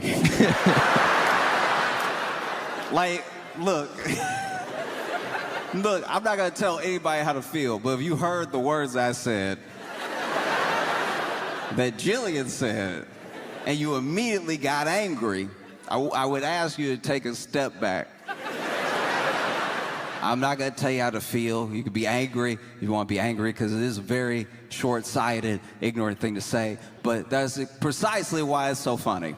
It is absolutely hilarious. And it makes sense to me that someone like Jillian Michaels would say something like this. She is from a reality TV show. She's known for the show The Biggest Loser.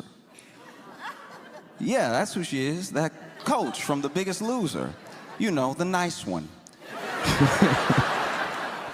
The Biggest Loser was a show, I don't think it's still on the air anymore, so if you're not familiar with the show, it was a show where they would bring on people who were overweight, struggling with image and everything, and they would help them lose weight by making them do slavery.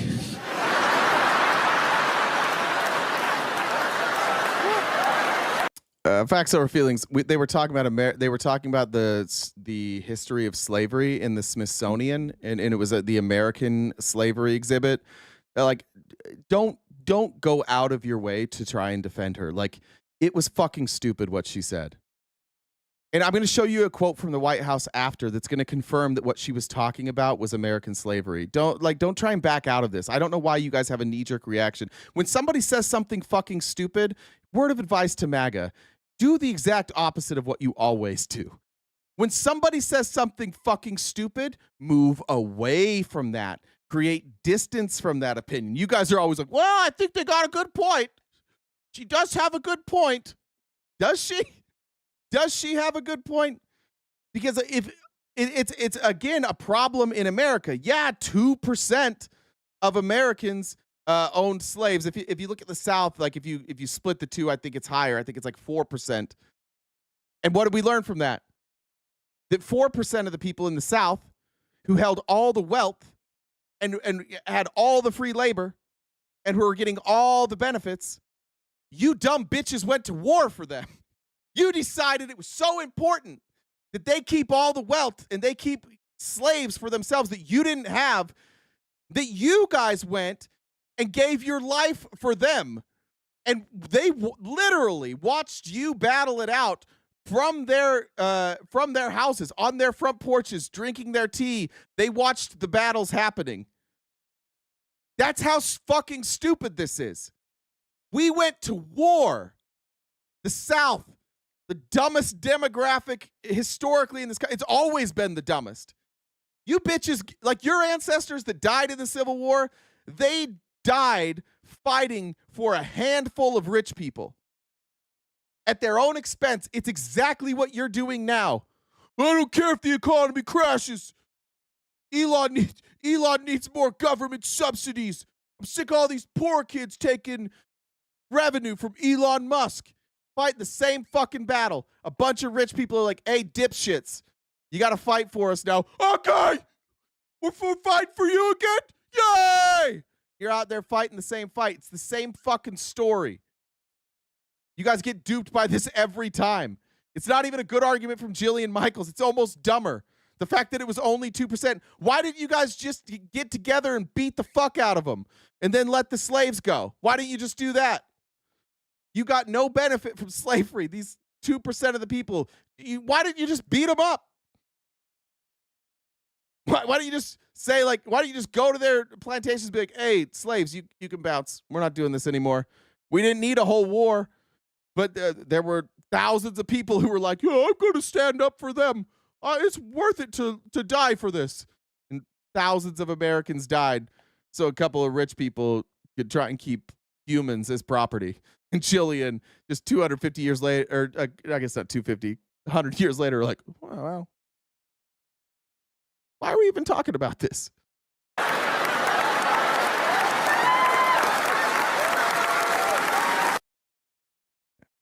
Anyways. Yeah, Democrats were the conservatives at that time. That was the Democrats. That's true. Let's do the party switch stuff. Not a crazy thing that you do. I also think it's crazy that that's your guys' fucking argument. Yeah, well, what party was that? Who cares? Who cares? What party resembles that right now? Whose ideology was that? It was yours. I don't care. I would have been with the North. That's your argument? Your argument is people called themselves Democrats back then. So now you don't have to care. If this logic held true, why the fuck are you guys trying to erase the part of history that makes Democrats look the worst? You're going to lose your talking point. Why are you so worried about cutting out the Democrats who did slavery? Why wouldn't you want that in there? Because maybe it's not the Democrats who people think look bad when they look at that, is it? Maybe not everybody's a fucking idiot. Maybe people are like, let's see, that was Georgia. Georgia's conservative. Okay. So South Carolina's still conservative. Florida, conservative. Alabama, conservative. Louisiana, conservative. Mississippi, conservative. Texas, conservative. I think most people are like, yeah, I don't think that everybody just changed. I don't think the North and the South switched their ideologies, because it seems like all the racists are still down there. Seems like that's where these white nationalist groups come in. That's why. So you're gonna throw away your best argument to delete history? Why are you guys so worried about protecting Democrats' history? Why do you want to whitewash the Democrats' history? We're cool with it. The Democrats aren't even trying to erase it. They're like, yeah, look, we want to learn from that. It's like when you talk to people from Germany. You know what they don't have? A bunch of like fucking statues of Hitler. And when in school, they learned that we were the bad guys. Like, we were bad. Our ancestors were bad. They did a genocide. In America, why would you talk bad about our grandparents? I don't know, because they kept people as property. That's why. I think that's a good enough reason to talk bad about them. If we were talking bad about them because like they made shitty food, I think that'd be unfair. If there was a whole part in the Smithsonian that was like, the South is bad because their baked beans were terrible, that'd be stupid. But like, yeah, I think it's fair in the Smithsonian to point out that there was a fucking war in this country that divided our entire country because a handful of people, 2% of the people, wanted to keep other human beings as slaves. And so we fought a war where the only civil war in our history. Yeah, I think we should learn about that. But not you guys. Who do you think's driving? Why? Why don't you want that in the history books? Well, why do they have to say it was white people? Because it was white people. Well, that's racist. No, it's those people. I don't feel any obligation for what my ancestors did, and my ancestors aren't really slaveholders. They were racist, but like they came here in like the 1830s to like the 1860s, and they went directly to Utah. So most of them didn't like participate in any of this. But like, even if I did, let's just say I was born in South Carolina, why would I care if my grandpa was a fucking sicko? I have my great grandpa. I think 3 greats. He was a serial child abuser. Fuck that guy. I don't care that I'm related to him. Fuck that guy. That was bad. Don't abuse children. I'm not going to protect him because we have the same genetics. I want to create space there. I want people to know that wasn't passed down. Wouldn't you guys want to?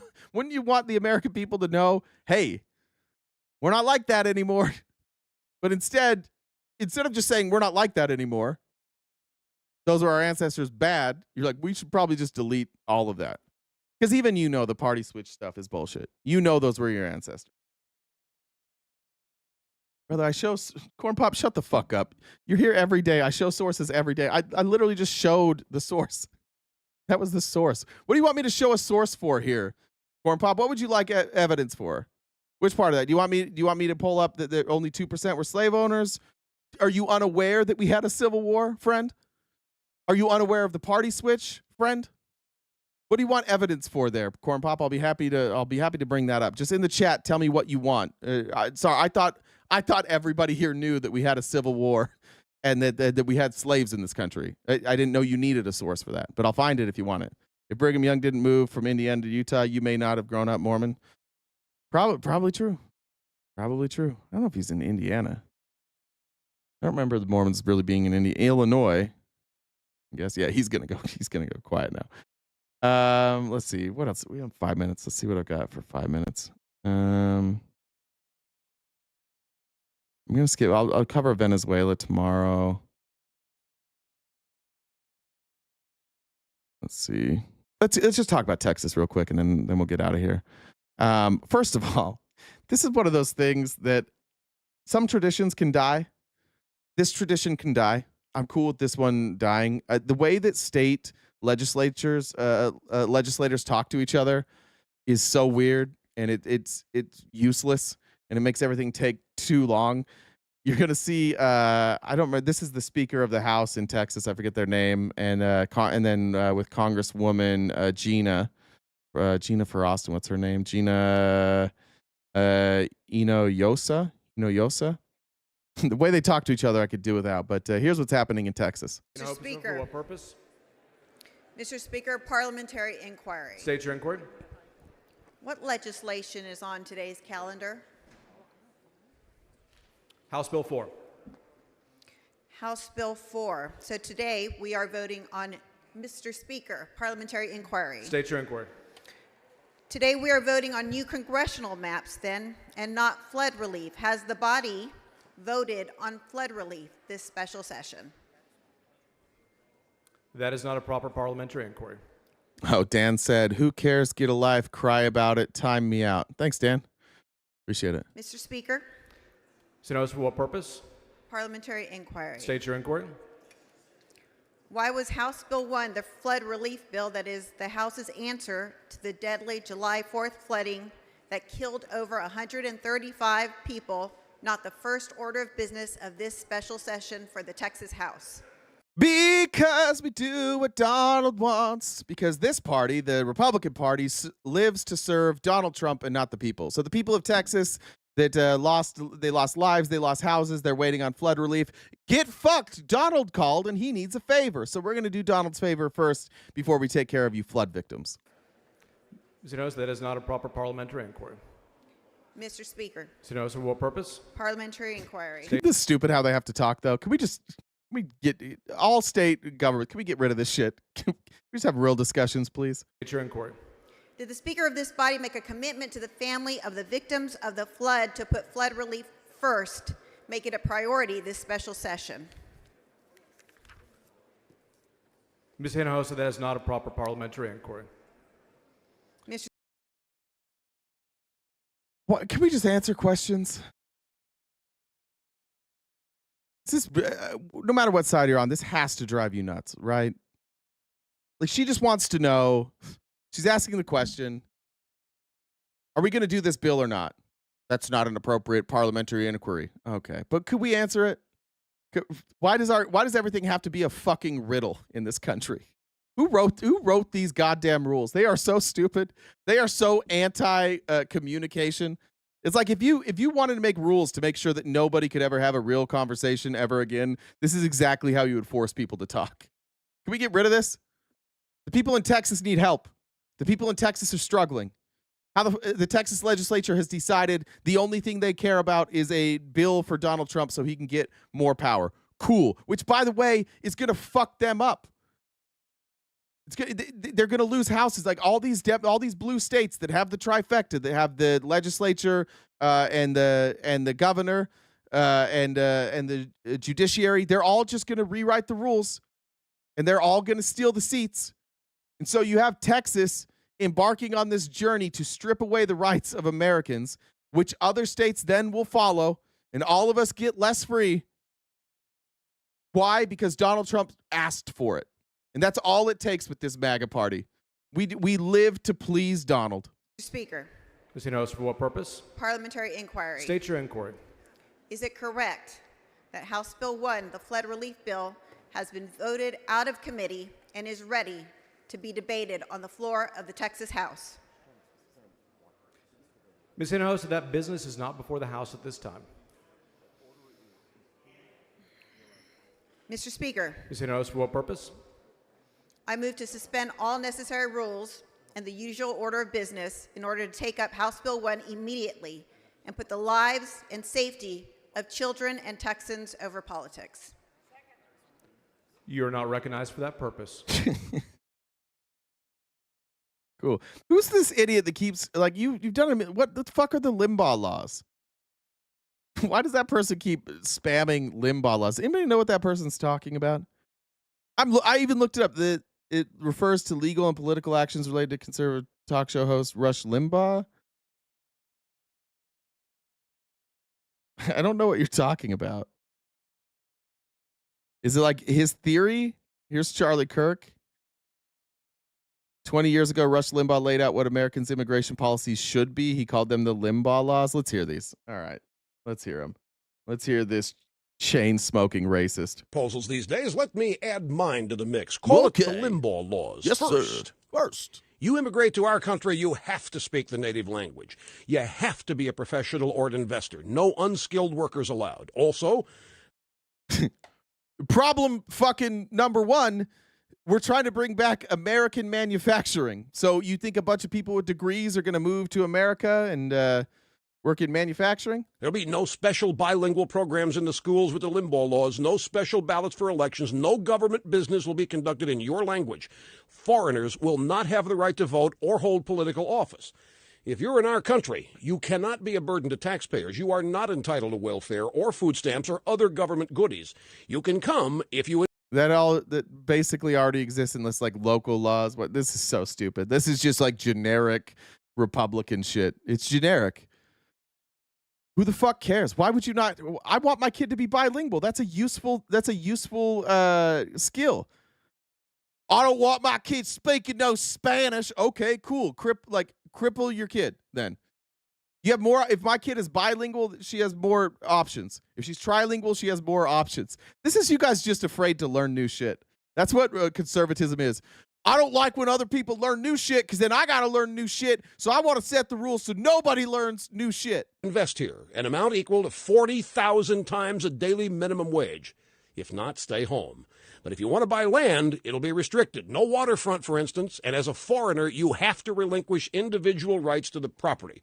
And another thing, you don't have the right to protest. You're allowed no demonstrations, no foreign flag waving, no political organizing, no bad-mouthing our president or his policies. Fuck that bitch. You're a foreigner. Shut your mouth or get out. And if you come here illegally, you're going to jail. Now, you think the Limbaugh laws are harsh? Well, every one of the laws I just mentioned are actual laws of Mexico today. That's how the Mexican government handles immigrants to their country. Yet Mexicans come here illegally and protest in our streets. How do you say double standard in Spanish? How about no mas?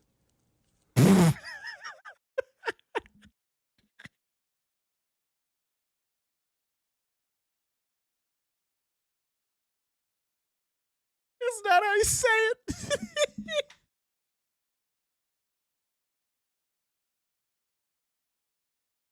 That's so stupid. Imagine being the person who's been spewing this in the comments. Limbaugh laws! Limbaugh laws! Bro, all right, cool. Let's say all those laws are in place. How'd your life get better? What got better in your life? Nothing. Oh, cool. So he's just a racist? We shouldn't allow immigrants to live on the waterfront. No protesting. Okay. How's this going to make your life better? This is just like a dude like, I hate immigrants and I want them to have different rules so I could feel superior. How about no mas? How about Rush Limbaugh is no mas? Rest in hell, bitch. Fuck that guy. Fuck that guy. I had to listen to that piece of shit turn all of my family racist for like 10 years. Every fucking family event. Did you hear Rush? Did you hear what Rush said on Thursday? He's so smart. He just turned all my family into fucking racists. Because there was this thing, I don't know, a lot of people don't know this about Utah, but Utah didn't used to be like super conservative. It was Mormon, but like Mormons were fairly liberal. They didn't like any state intervention. But there's a guy named Ezra Benson who wound up being the president of the Mormon Church. And when he worked for the Bush administration. He like worked, I think, with the CIA, and he was like libertarian, but like far right libertarian. And once he became the Mormon prophet, he like injected politics into stuff, and then all the Mormons just became conservatives. There was like this hard shift. And then like they started doing investments, and they all of a sudden the Mormon Church went from like a church to like a straight up corporation, and who was tough on immigrants, and it was just like cool. Thanks for sharing that with us.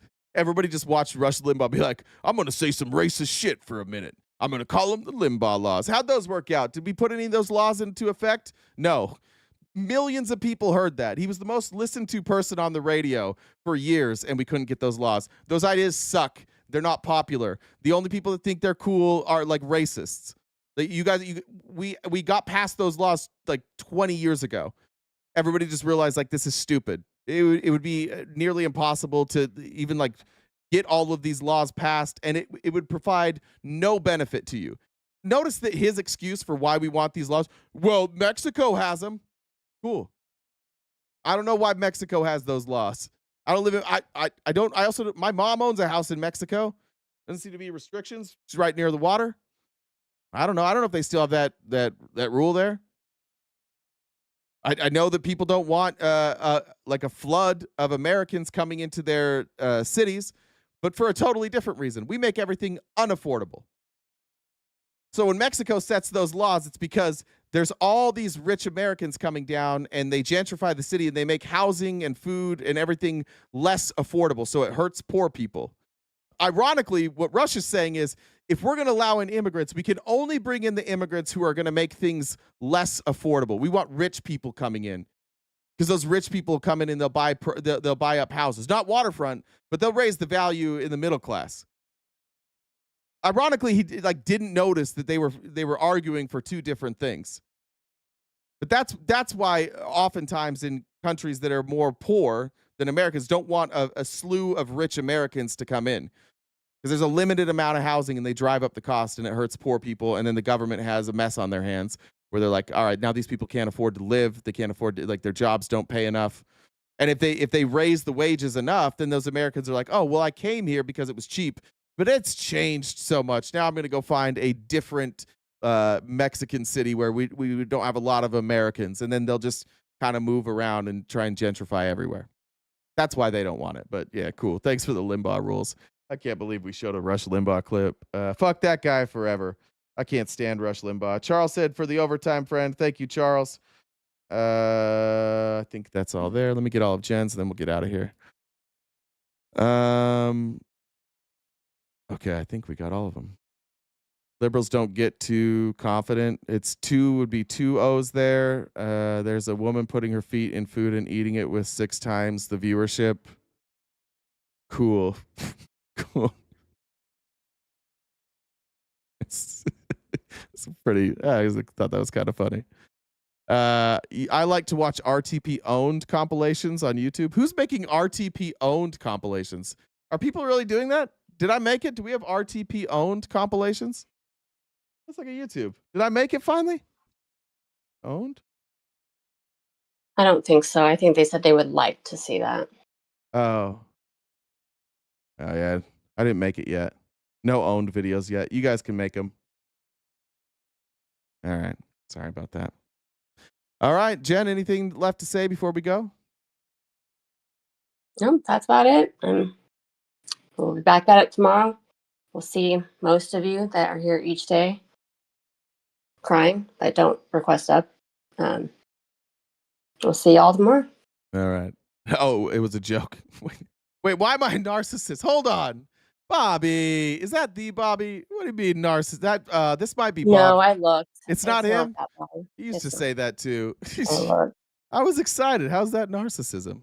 Bobby, you silly goose. All right, everybody. We'll see you tomorrow morning and every weekday morning, 9:30 a.m. to 1 Pacific Standard Time, right here, wherever you're watching. Remember, tomorrow's Friendly Friday. The last hour, we take friendly calls. And the first 2.5 hours, we'll take no calls, because before anything, these MAGA folks in this chat are cowards. But we'll see you guys tomorrow, because you always come back. Thanks, guys, for the support. I love you all so very much. Thanks for Discord. Everybody in Discord, thanks for helping me go through that comment section from the White House's TikTok account. I appreciate it. Sorry for the sporadic nature of today's show. We made it all the way through on a very strong edible. which stopped affecting me about 20 minutes ago. So anything I said prior to 20 minutes ago, I don't stand by. But I'll see you guys tomorrow morning. Stay cute and cool, and have a great summer.